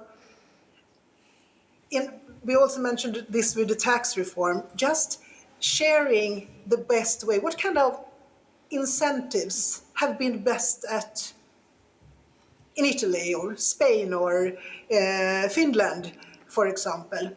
And what did it solve? And for example, looking at the Netherlands that are really the king and queen of circularity, what can we learn from the Netherlands? So I think looking at incentives, statistics, regulations, we can learn a lot by just looking at the one that's best. Mette or Khaled, do you have any ideas about what kind of experiences should be shared in the European Union? Well, I can start by saying that, obviously we export a lot throughout the European Union, and we have 18,000 employees in the European Union. As such, the inner market is really important for us. We need to have an inner market to get those economies of scale. So it's finding that fine-tuned balance of, yes, it needs to be fit for purpose on a local level, but then it also needs to have enough of a big market for the circular economy to really truly become circular. So I think a good way of doing that could be to set sort of mandatory targets on a national level, but how you reach those targets could be then decided on a national level to get that balance. Khaled? Yeah, thank you. I think the 4 steps that we can try to learn from each other. Which of the places in Europe are better than the others or less, or whatever the case might be, in terms of one, building awareness. We need to continuously build awareness about the importance of a circular economy as an enabler for sustainability, and building awareness about what are the enablers to sustainability. We're currently doing a project here in the University of Cambridge with the EU on intelligent assets and how intelligent assets like the Internet of Things can enable circularity. So building awareness is one way where we can learn from each other. The second thing is information education. Our academic institutions are there, and they're delivering courses, they're delivering research work, and that will be shared, I think, on a larger scale everywhere, where our students, our future leaders, our future continuous consumers will learn from that. The third aspect is learning with issues relating to capacity building. Which of the companies, which of the corporations have actually instilled the concept of circularity and have actually invested in capacity building? And the fourth aspect goes to Nina's point, and that is to measure impact. We need to have some kind of a standardized method to measure the impact, whatever the impact is. We need a credit scoring model, a scoring model, an accounting model, where every one of us can look at and say, okay, here's the dashboard and we are there. Thank you. Now it's my last question to you, and that is, which role and responsibility do you see that each and every European citizen has? I start with you, Mette. I think it's a plethora of roles and responsibilities. I mean, as a consumer, to choose the best product. As a voter, to choose the best party. So it's to keep on and to keep on that pressure as such. For business, it's to continue to innovate, to move up that cascading use principle and to get more resource efficiency and more sustainable products. and for politicians is creating that carrot and stick policy framework. Khaled? Yes, I think consumers need to be good citizens in general and responsible citizens, that applies to companies, that applies to organizations, and the idea here is that we should all recognize that we should not be wasting our waste, and that we should be creating. So waste should not be wasted. That's the idea, and we should create input out of waste, income out of waste, cash flow out of waste, resources out of waste, and we should do that in the best possible way. And Nina? We can't hear you. Things. Oh. Now we can hear you. Can you hear me now? Yes. Both Khaled and Mette said fantastic things. So let me just say on the long term, I just want to turn to you parliamentarians. We need well-educated citizens. So you need to have a good education system. That's super, super important if we're going to solve this. And for the citizen, try to, because every time we ask, do you buy the most efficient and climate best product? Most people say yes. But then when you come to the store, the hand goes to the cheapest. Try not to buy the cheapest, buy the best if you have the possibility. Thank you, and thank you to the speakers, and thank you to the audience, and see you again at 3 o'clock for the final session. Thank you. Thank you. Thank you.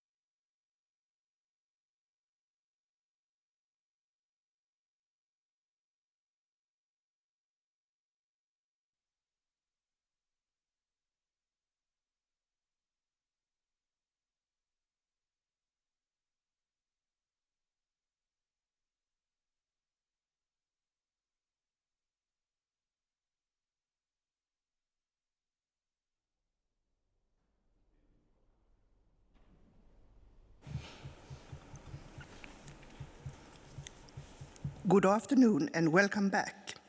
It is now time for the final session where we look forward and discuss what has to be done. One starting point for discussion is the bioeconomy progress report from 2022, but also what we want to be included in the Council conclusions that hopefully will be adopted during the Swedish presidency. I have a very big and a very prominent panel with people with different backgrounds and perspectives, and I ask you, the speakers, to stick to your 5 minutes, as the richness of this session will be the diversity of voices, also showing how strong we can be if we work together. And I go directly to my first speaker, and that's Peter Nachtigall. Peter is an EU bioeconomy youth ambassador and is passionate about education and research with a focus on using renewable resources in the chemical and packing industry. Since 2021, he is a postdoctoral researcher at the Department of Green Chemistry and Technology at the Ghent University in Belgium. And Peter takes his role as youth ambassador as an opportunity to motivate youth and policymakers to switch to a circular and bio-based economy. You are welcome, Peter.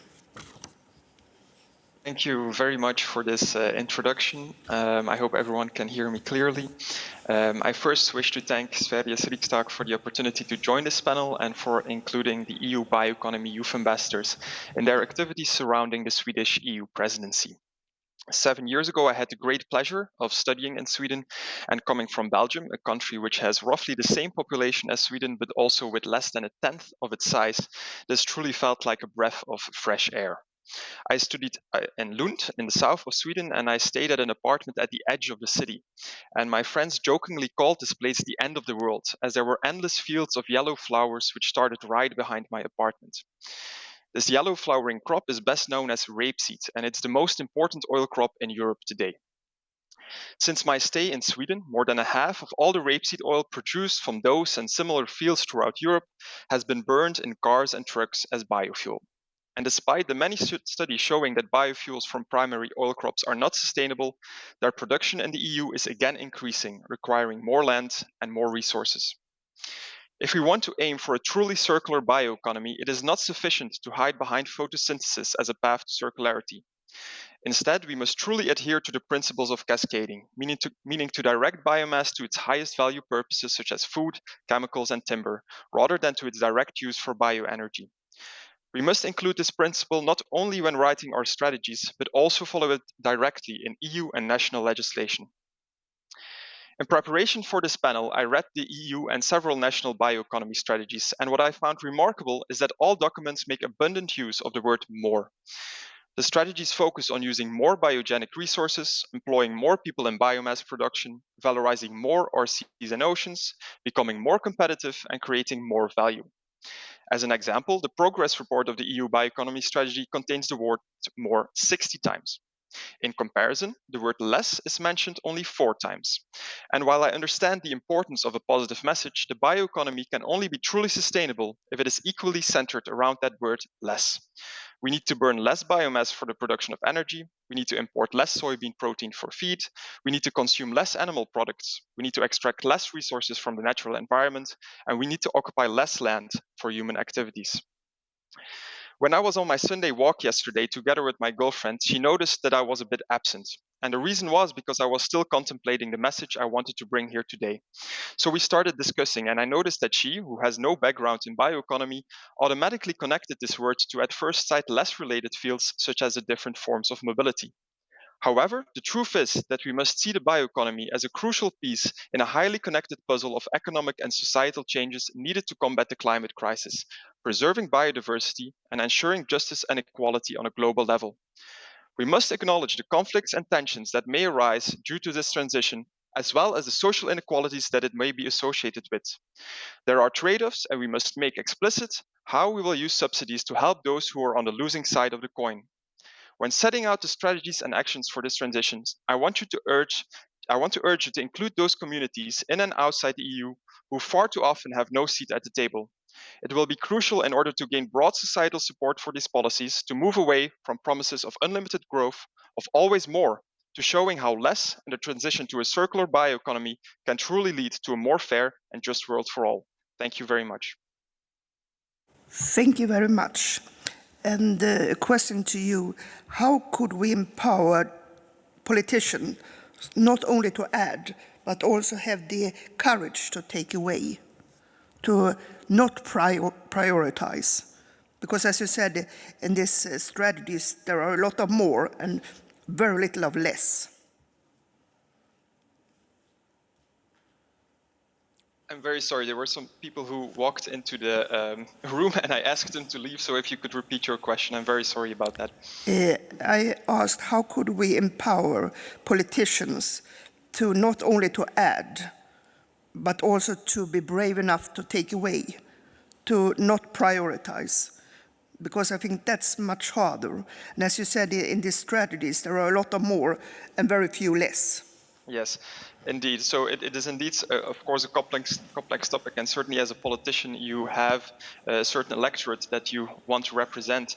But it is important to make choices. And in these choices, there will be, as I said, trade-offs. And it's a matter of communicating about them fairly and honestly and from the start. We can now say that everything is going to be great if we implement the bioeconomy, and that might be true, but that's also a large possibility that there will be downfalls and downsides to it if we do not do it correctly. So it's better to be open about this also as politicians. Do you think that youth has a special role to play? I believe certainly that youth has a strong place in this whole transition, in the whole discussion. I'm very happy, therefore, also that we as youth ambassadors were included not only in this session, but also in other sessions and in the conference that the Swedish ministry will organize next week. So I think it is important that this role for youth is only empowered more in the future. Thank you very much. And my next speaker is Joanna Drake. Joanna is, since 2021, Deputy Director General in charge of implementation, impact and sustainable investment strategies at DG for Research and Innovation in the Commission. Between 2016 and 2021, she was Deputy Director General in DG Environment. She has also been working with collaborative economy, new business models and SMEs. Joanna holds a PhD of law from the University of Malta. Welcome, Joanna. Thank you very much. I hope that you can all hear me and see me well. Thank you so much, Ms. Pettersen, for this introduction and also for the invitation. So, dear members of the Riksdag, dear members of Parliament, dear Commissioner, dear panelists, dear guests. Of course, it is a great pleasure for me to be here and to join this discussion on the next steps to advance circular bioeconomy in Europe and also to deliver on the Green Deal's ambition. We live in a decade of change, with transitions unfolding across all parts of the bioeconomy. We need strategies like the EU Bioeconomy Strategy to bring resilience there where people live and work, and to bring on new opportunities, such as here in Sweden, a key player in the global bioeconomy. But in order to succeed, we need to listen to all voices. And I want to thank here the Swedish presidency for taking this to heart and for organizing today's debate in this House of Democracy, and for also inviting two of our bioeconomy youth ambassadors, Peter and Katrin. Active public participation and democratic debate, such as today. These are both paramount if policies are to work and to be accepted. Today's discussions highlight once again that we need a cross-sectoral and systemic view on biomass production and use, and on our use of natural resources on land and sea. Only in this way we will be able to achieve climate neutrality, circularity, restore our ecosystems and ensure food security, or to deal with trade-offs that emerge across the bioeconomy, for example, related to competing demands for biomass or land. Collaboration across sectors, ministries and disciplines is key and a key feature of the EU bioeconomy policy process. At the same time, it is important to stress that the EU bioeconomy strategy does not replace sectoral policies in, for example, agriculture, forestry, aquaculture, food, or bio-based industry. Where is the value added? The value added resides in the fact that it offers an integrated and systemic framework to countries and regions to design transition pathways and deploy solutions, including for coastal and rural areas. Pathways that suit their specific challenges and opportunities and that ultimately also ensure the sustainability and success of each of the bioeconomy sectors. Now, where do we stand today when we talk about or we think about the findings of the progress report? So the strategy was created 10 years ago. It was updated in 2018, and there's an action plan with 14 actions. This was added. Last year's progress report took stock of where we stand, also thanks to the much improved monitoring by the EU's Knowledge Centre for Bioeconomy. Overall, the report concluded that the actions are on track to achieve the main objectives of the bioeconomy strategy. Why did it say that? Let me quote some of the reasons. Firstly, it showed that member states today see the need to have their own bioeconomy policies. Secondly, 10 member states have dedicated bioeconomy strategies, 6 are developing them, 7 have regional or macro-regional strategies. There is also some good progress on bioeconomy development in Central and Eastern European member states. Thirdly, because private investments, as well as research and innovation, are increasing and showing promising developments in food and bio-based industries.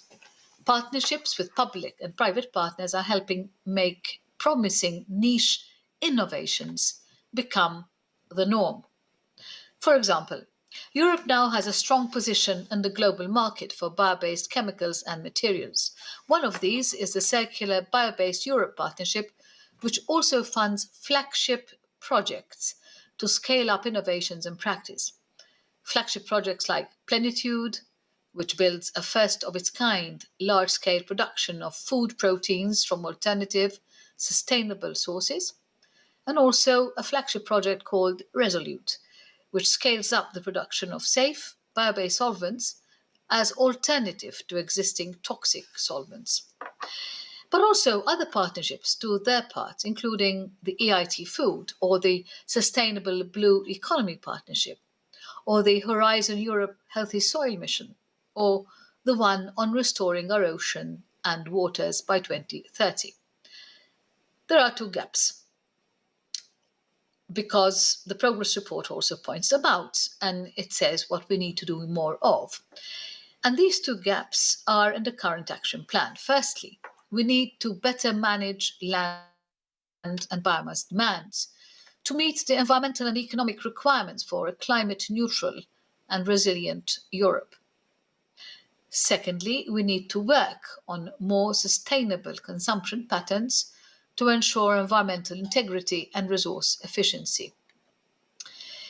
4 other suggestions for improvements were added by stakeholders during our last October's very well attended bioeconomy conference in Brussels. The first was that we need to do more to have a more enabling and coherent regulatory framework. Secondly, there was a request to do better at mobilizing all EU funding instruments. Thirdly, we need to engage youth more, including through our youth bioeconomy ambassadors, because they will drive this transformation and reap the benefits. We need to cooperate more on the international level too. So in conclusion, the work is far from over, despite the advances identified in last year's progress report. More is expected from the EU bioeconomy strategy and action plan across all of the EU. The rapidly changing context makes it more urgent than ever. The sad fact that in a few days the war in Ukraine will enter its 2nd year is a stark reminder of that. Sweden is therefore right to make the EU bioeconomy strategy a priority for the Council presidency and to strengthen its own bioeconomy plans. We are hopeful that the ongoing discussions in the Council can consolidate support from the Member States for the EU bioeconomy strategy and provide a mandate to step up plans under the current and next Commission mandate, so that we have the tools to deliver and to act on the urgent needs of people, planet, and prosperity. Thank you very much. I go directly to the next speaker, which is Francis X. Johnson. Francis is a policy and climate cluster lead at Stockholm Environment Institute, SEI, and he's based in the Asia Center in Bangkok. SEI is bridging science and policy and is an international non-profit research and policy organization that tackles environment and development challenges. Francis has over 25 years of experience in interdisciplinary energy and climate analysis, capacity building and research, focusing especially on biomass and land use in relation to climate and development goals. Francis is currently a member of the writing team for the IPCC AR6 synthesis report that will be released in March this year, and we are all very curious about the results in this report. So Francis, are you in Bangkok? You are welcome. Yeah. Yes, thank you so much. Thank you so much for the invitation to speak today. I want to zoom out a little bit and look at the European circular bioeconomy from a global perspective. I know that a lot of speakers have focused internally, which is of course very important, but the opportunities and challenges are even bigger in the rest of the world. And of course, Europe needs to get its house in order, not least of all because it's such an important example for the rest of the world as the most integrated and cohesive economic region. So its example is, setting the best example is so important. So I wanted to point out that this transition in how we use land and biomass is really a quite long-term transformation, but countries are starting from different starting points. So in most of Europe and in most of the rich countries, we're here in the middle in the fossil economy, trying to move to the bioeconomy. But in developing countries, and especially least developed countries, they are still in the natural economy. In the natural economy, land use is very intensive actually, but you don't get very much back from it. Subsistence agriculture and traditional biomass and other uses. So they are trying to leapfrog to the bioeconomy. So there are these transitions going on, and the intensity of land use is of course very important, and we need to move to this, let's call it a more moderately intensive approach. However, the situation now is really quite out of balance in the way we use biomass. Around 58% used for animal feed, and even in the next biggest use, which would be solid bioenergy, most of that use again is for traditional biomass at very low efficiency, and around in some cases 10 times as much materials or energy can be obtained from the same biomass. So we have really a tremendous transition coming in how we use land and biomass if we want to move to a modern, sustainable bioeconomy. A lot of these changes are happening outside, important changes are happening outside the EU, but the EU's example is particularly important, I would say, especially in this case of animal feed. Now, the bioeconomy is not just about products and the different sectors and so forth, but about processes. Biological processes are inherently more sustainable than chemical and thermochemical processes, and how we engage in technological innovation in the different sectors and across sectors is also going to change our landscapes. So I wanted to also point out that although bioeconomy is about this marriage between biology and economics, there is what you might call this transformative core of the bioeconomy. And it has these characteristics that it is cross-cutting. I think it's a word we've heard several times today. It is value-adding. That might be economic, social, or environmental value. It might be all three. And it is innovative. It's about doing things differently. It's not really at this core, it's not just about being more productive in this or that sector. That is not enough to be transformative. An interesting example of a cross-cutting bioeconomy approach is the case of biochar, which is providing services for climate stabilization and resilience, but it's also integrating across multiple sectors: energy, agriculture, forestry, livestock. So there, in addition to the climate benefits, a number of other ecological benefits that can be obtained. And the value of biochar is even greater in tropical and subtropical regions because of the improvements in agricultural productivity. So I think one thing I've heard in some of the sessions today is that we all agree on the importance of a sustainable bioeconomy, but we do have very different visions of how to get there. And a research some years ago found that a lot of stakeholders or policymakers fall into one of these categories. They have a biotechnology vision, which looks at different applications and scaling up for research and science in the biotech sectors. Another would be the bioresource vision. This is particularly important in developing and emerging economies where the current value of biomass needs to be highly upgraded. Or the bioecology vision, which we've heard about today, conservation and biodiversity. But I'd like to claim that really none of these visions by themselves is going to be enough. We're going to need them all because the bioeconomy is very heterogeneous and the circumstances are very different in different parts of the world and even within Europe. So one vision by itself is not going to be enough. So I'd like to finish there, and many thanks for your attention. Thank you very much. In your first slide, you showed us about leapfrogging, that you can jump from the old traditions to the bioeconomy. Do you have any good examples of countries who are really doing this today? Well, I think we've been working a lot at our institute in certain regions of the world, for example, in East Africa. And I think there is an effort at leapfrogging there in the bioeconomy, in particular a program which is called BioInnovate.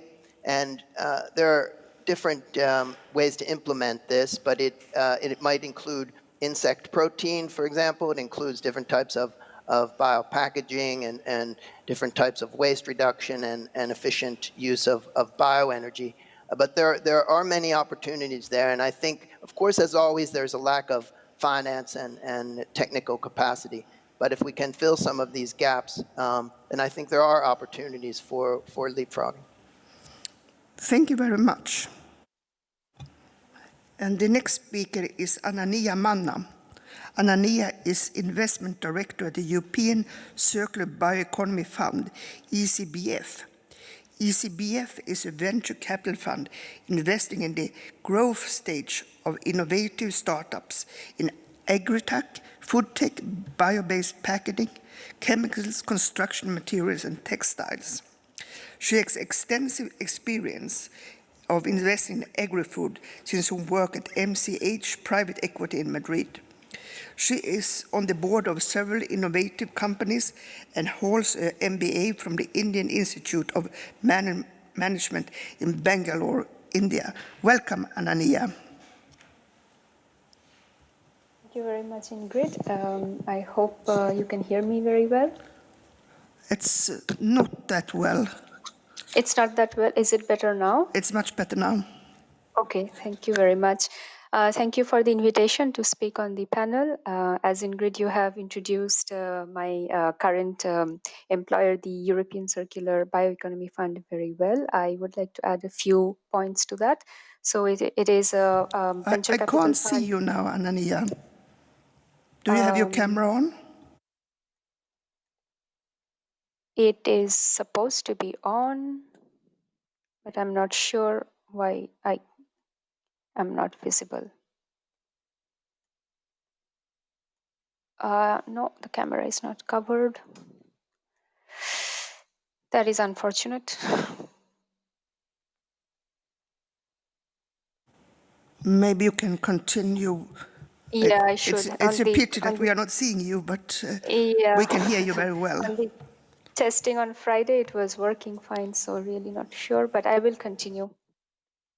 So the fund is based in Bonn in Germany, and we invest in the bioeconomy in Europe. So startups mainly who are working in innovative technology in the areas of agriculture, food, blue economy, packaging, construction materials, and industrial materials such as chemicals, etc. And the focus of the fund is to reduce the carbon footprint of the industries with new technologies. So all the startups that we invest in necessarily need to bring down the greenhouse gas emissions by creating products and solutions through their technology and replacing the existing ones in these industries today. So having said that, I have been working with this fund for now 2 years almost, and then I have seen a lot of startups with very interesting technologies in this space, which is fantastic. But I have noticed a couple of main challenges which I would like to highlight, and I feel that there are some policy level changes that could be used to make or to accelerate, let's say, the adoption of the circular bioeconomy in Europe.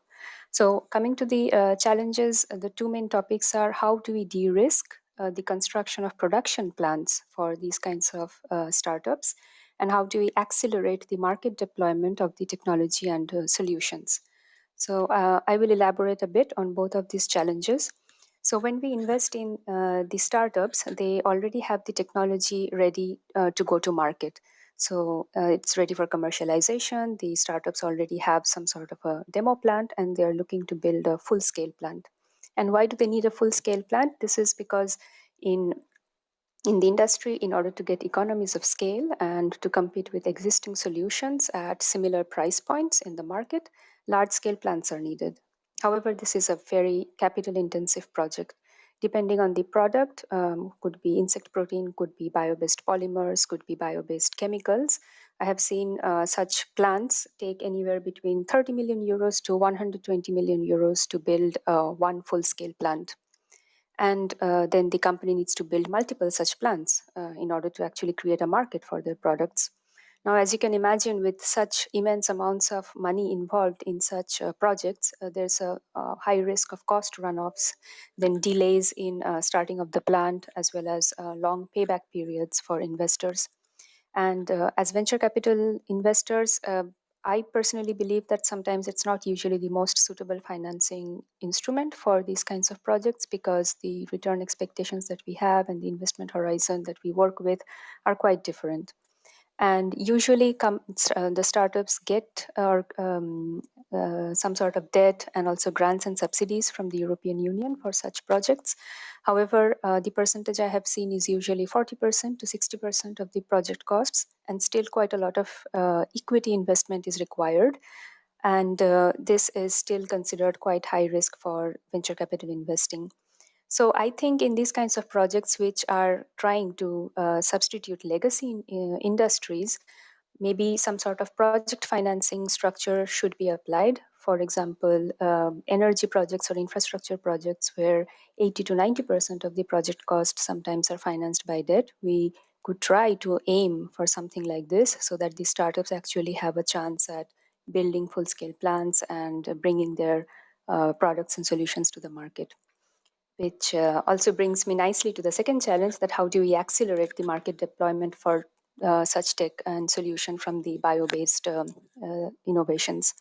So in the sectors that we are investing in, it's usually packaging or food or feed for aquaculture or pet feed or animal feed.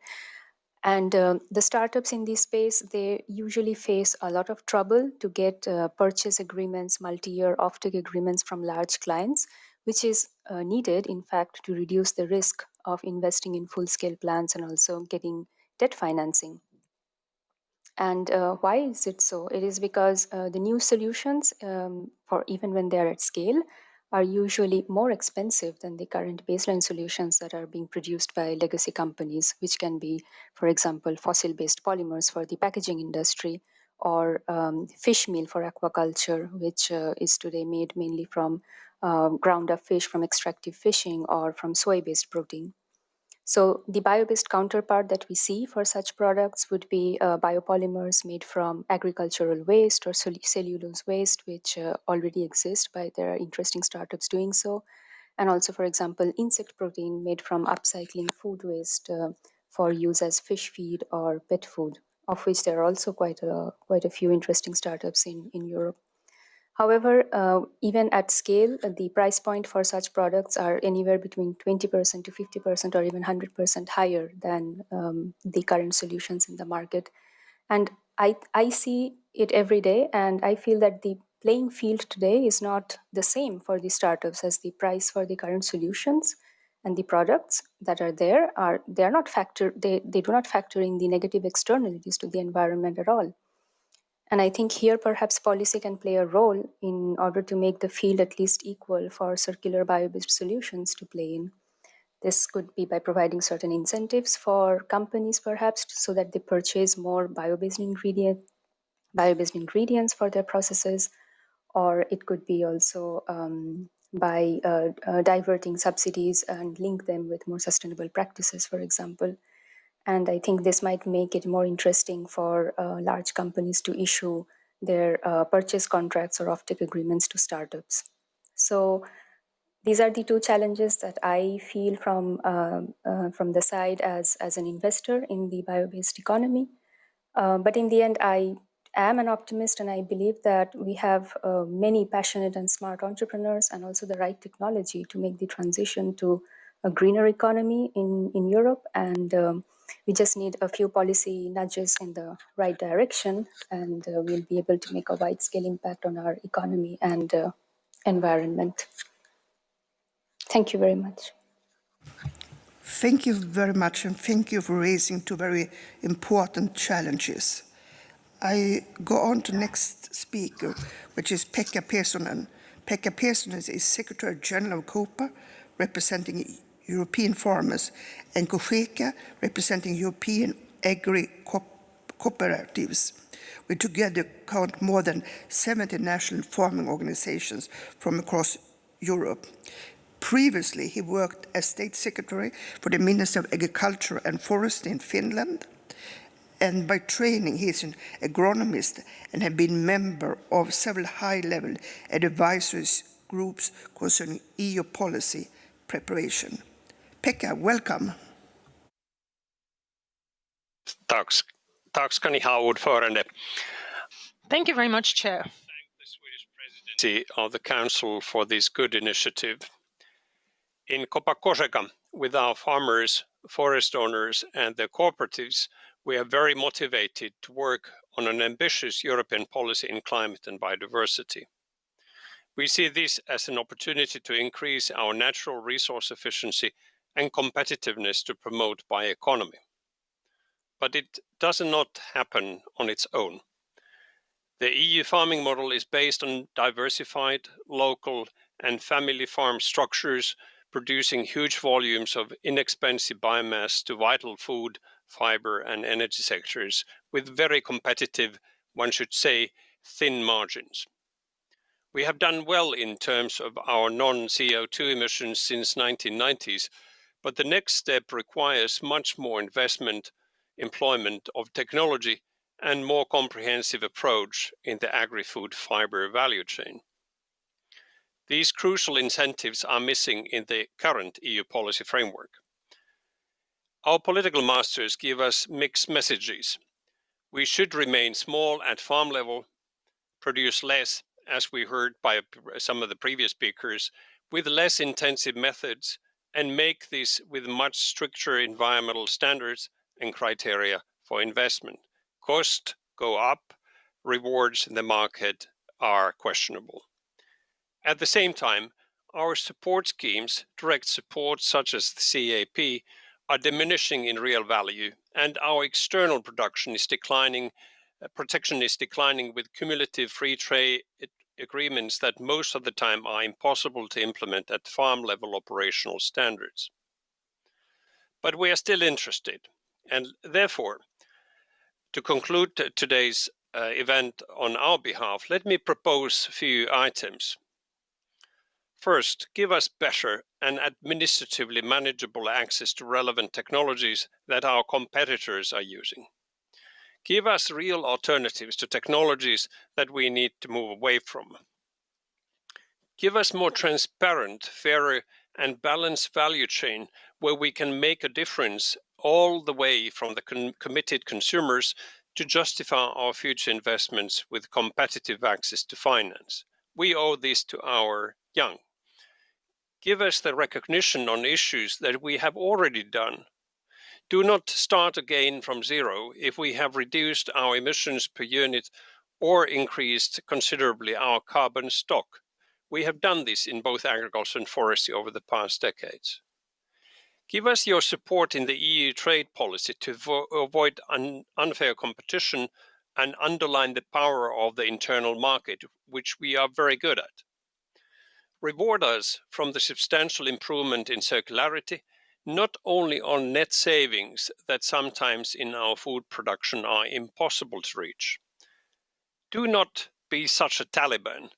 Look also at the social and economic factors through your openings in the environmental burqa. All this would help us in switching to using biological resources and processing methods that could save up to 2.5 billion tons of CO2 equivalent per year in the EU by 2030. We are willing to take the challenge. Biodiversity conservation and climate conditions are fundamentally intertwined.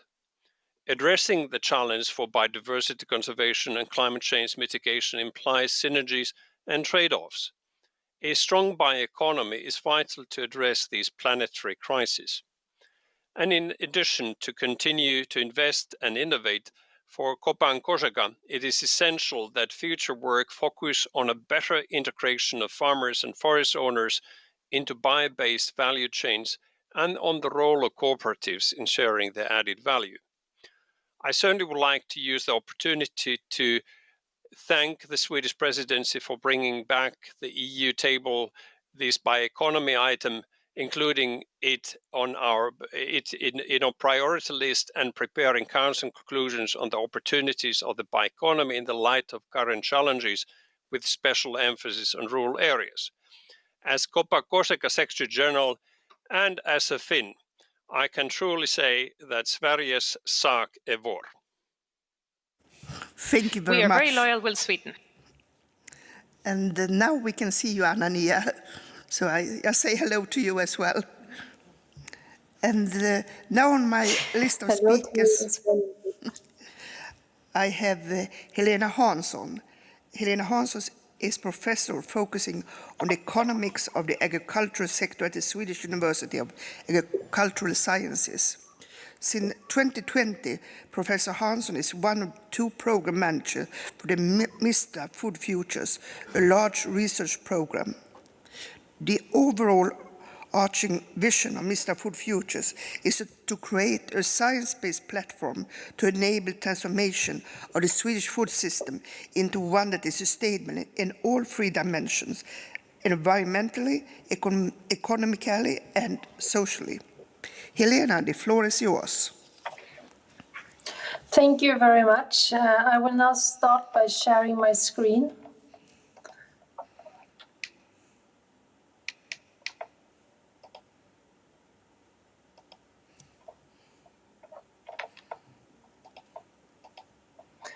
I think that you can now see my screen well. So thank you for the invitation to be part of this interesting and nice panel. My name is Helena Hansson. I'm a professor of agricultural and food economics at SLU, and now I will give you my reflections on the next steps for the circular bioeconomy in Europe. But before I do that, I wanted to share with you very quickly a bit of my research background, which explains my take on this.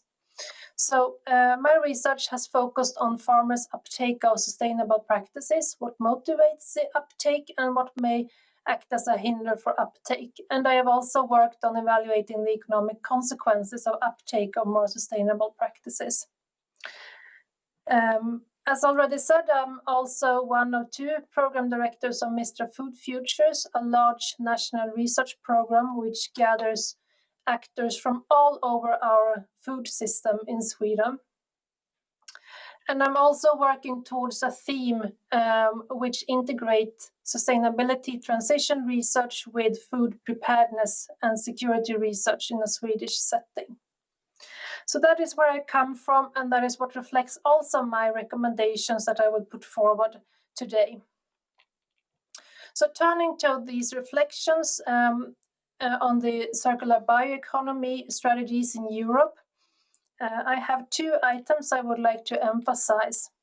First of all is in the bioeconomy to really start integrating sustainability transition of the food system, which I focus on, but this goes also for all systems in society, with preparedness questions, which are quite significant now in the food system. So to integrate food system preparedness and food security strategies with sustainability transitions, we need to think about these aspects as they move hand in hand.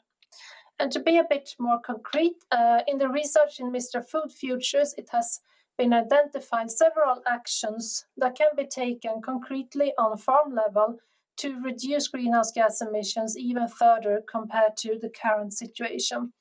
And these are aspects like having cover crops or using more grass-based feeding systems, which are quite hands-on strategies as examples.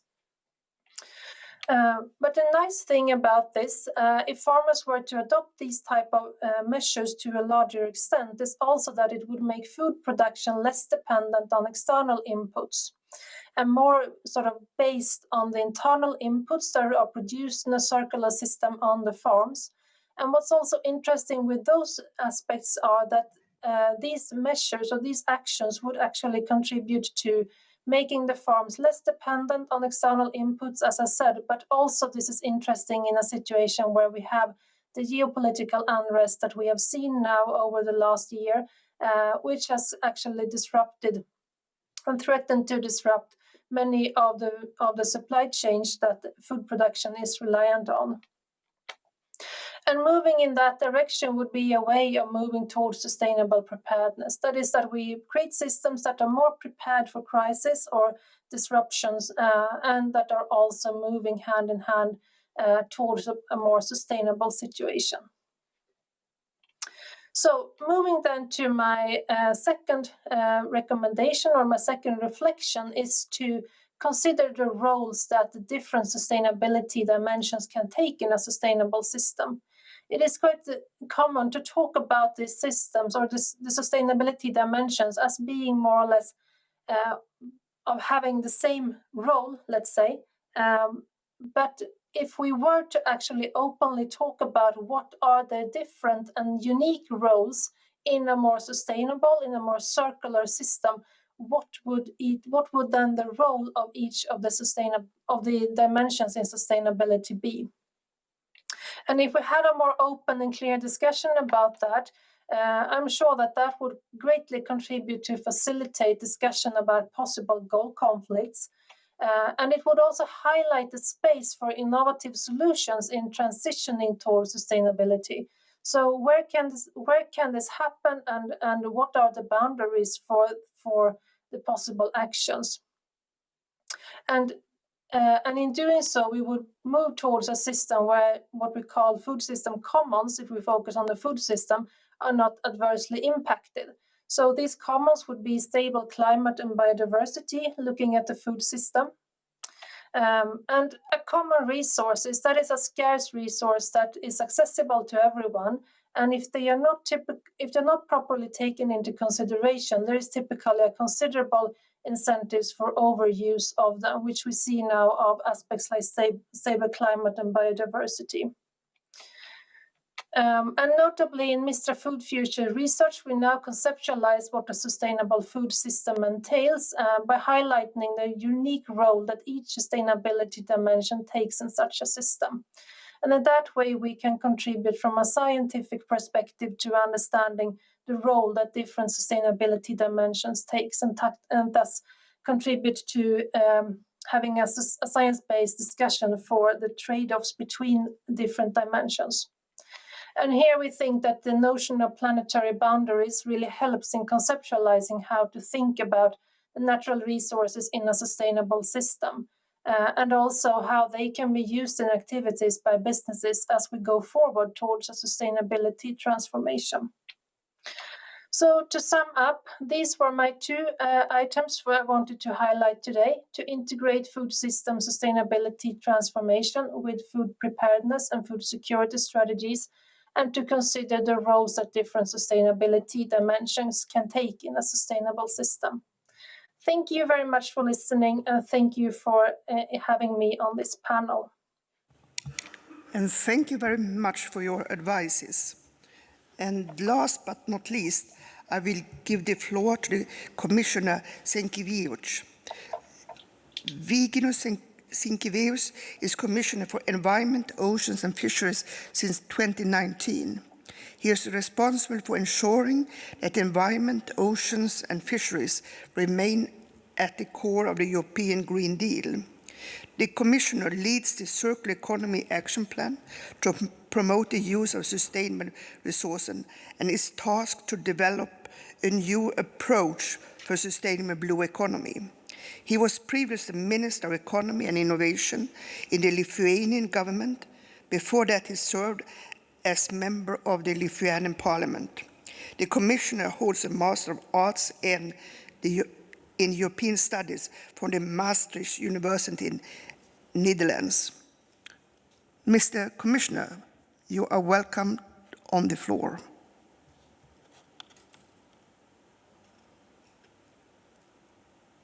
Yes, thank you very much. Dear ladies and gentlemen, good afternoon, and thank you for this invitation. We're here to talk about the next steps, but the first thing I would say is the steps we have to lead us to a carbon neutral, circular and resilient economy. And clearly we can't ignore the trends, and the global consumption of materials such as biomass, fossil fuels, metals and minerals is expected to double by 2060. And already now, the current unsustainable model leads to consuming more than what our planet could cater for.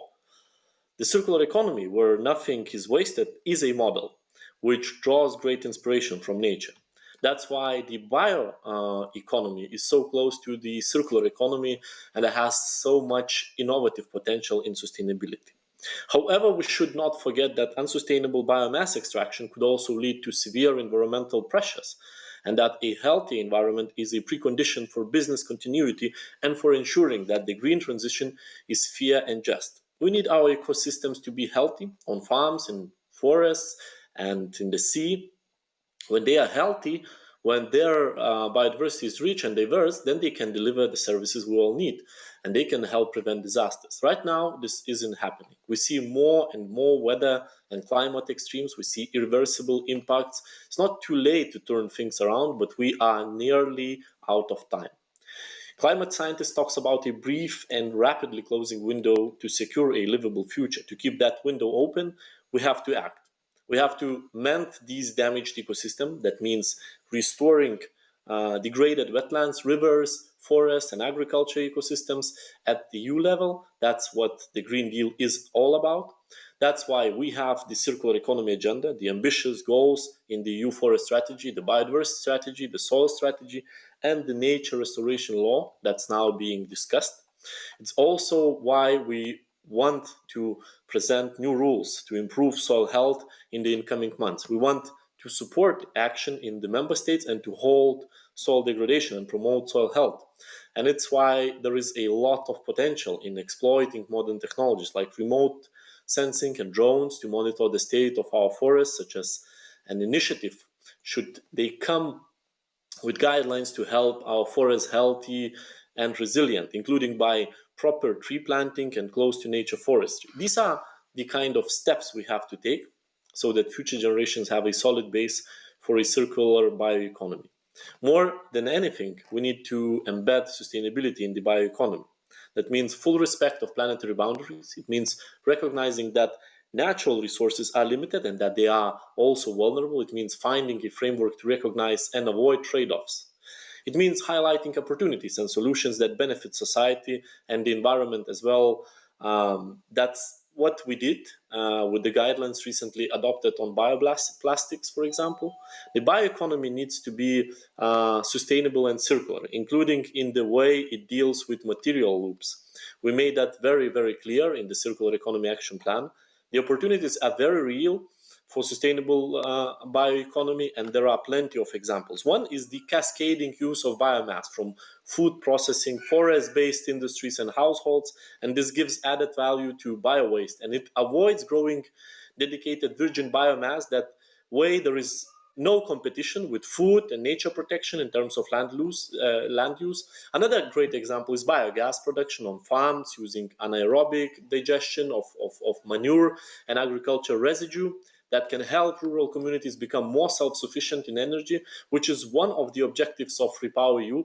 This is a sustainable solution provided there is no negative impact on soil, organic carbon, and that the waste products are disposed safely. And as well, we roll out the bioeconomy. We need to stay in line with the targets of the Fit for 55 package and with the conservation and restoration goals of the Global Biodiversity Framework for 2030 that we have agreed in Canada just before the Christmas. So it won't always be easy. In some cases, this will mean decreasing the intensity of land management, and in others, increasing the intensity of ecosystem restoration and climate adaptation. So the coming nature restoration legislation is exactly what it helps. It's fully in line with the objectives and principles of a sustainable and circular bioeconomy. That's also the spirit of Farm to Fork in the EU strategy for sustainable food. Lastly, we will need to prioritize. And there are multiple demands on land and biomass, and we have limited supplies of both. So we need to be very clear in our minds about what the priority should be. And for that, a national bioeconomy strategy, which Sweden is currently developing, can do a lot of the work. The way you will have a clear, transparent framework agreed at the national level, easy to implement and focused on long-term sustainability. So, of course, I wish you all the success in this process, and thank you very much for having me. Thank you very much for your very interesting message. I just have one question to you. How can and should European citizens and consumers be empowered to contribute to a circular bioeconomy? So first of all, I think for consumers, the most important is to provide the full information so that they would know what happens with, I don't know, devices they buy, goods they buy for their households and etc. So for how long that those goods are going to serve them, are they repairable? Can they be repurposed and so on? So I think the most important is to ensure that consumers are fully aware. And we will do so with our product passports, digital product passports, which will allow then consumers to have a full information as regards the products that they are buying. And then consumers will do their choices. We've seen that with Eco-Design Directive on energy efficiency, that was extremely helpful, as consumers all very often went for products that would last longer, that would be more energy efficient, and we want to, of course, multiply this success. Thank you very much, and I would like to say thank you to all speakers for a session at least giving me hope. It will not be easy, but I think that together we can make the transition and that we can leave a prosperous Europe built on bioeconomy and circularity to our children and grandchildren. I now hand over to you, Emma, who will close this meeting. Thank you, and thank you so much, Ingrid Petersson, for helping us moderating this afternoon. It has been very inspiring to hear all this intervention, and for us that were in the different parallel session, it was also really nice to get deeper into some of the topics. And I hope that all of you that have been with us today have had the same experience and that you have gain new knowledge, learn things, start a discussion, and also listened to our excellent speakers, and hopefully it has started new thoughts of how we as policymakers can contribute to make this future possible. Because as the Commissioner said, we have to have a carbon neutral future with resilient ecosystem within the planet boundaries. So on my behalf, and I think from the whole Committee on Environment and Agriculture, I would like to thank you all, and a special thank you to our youth organizations that have been with us today. The future is yours. And with no further ado, thank you so much for today, and I wish you a pleasant week.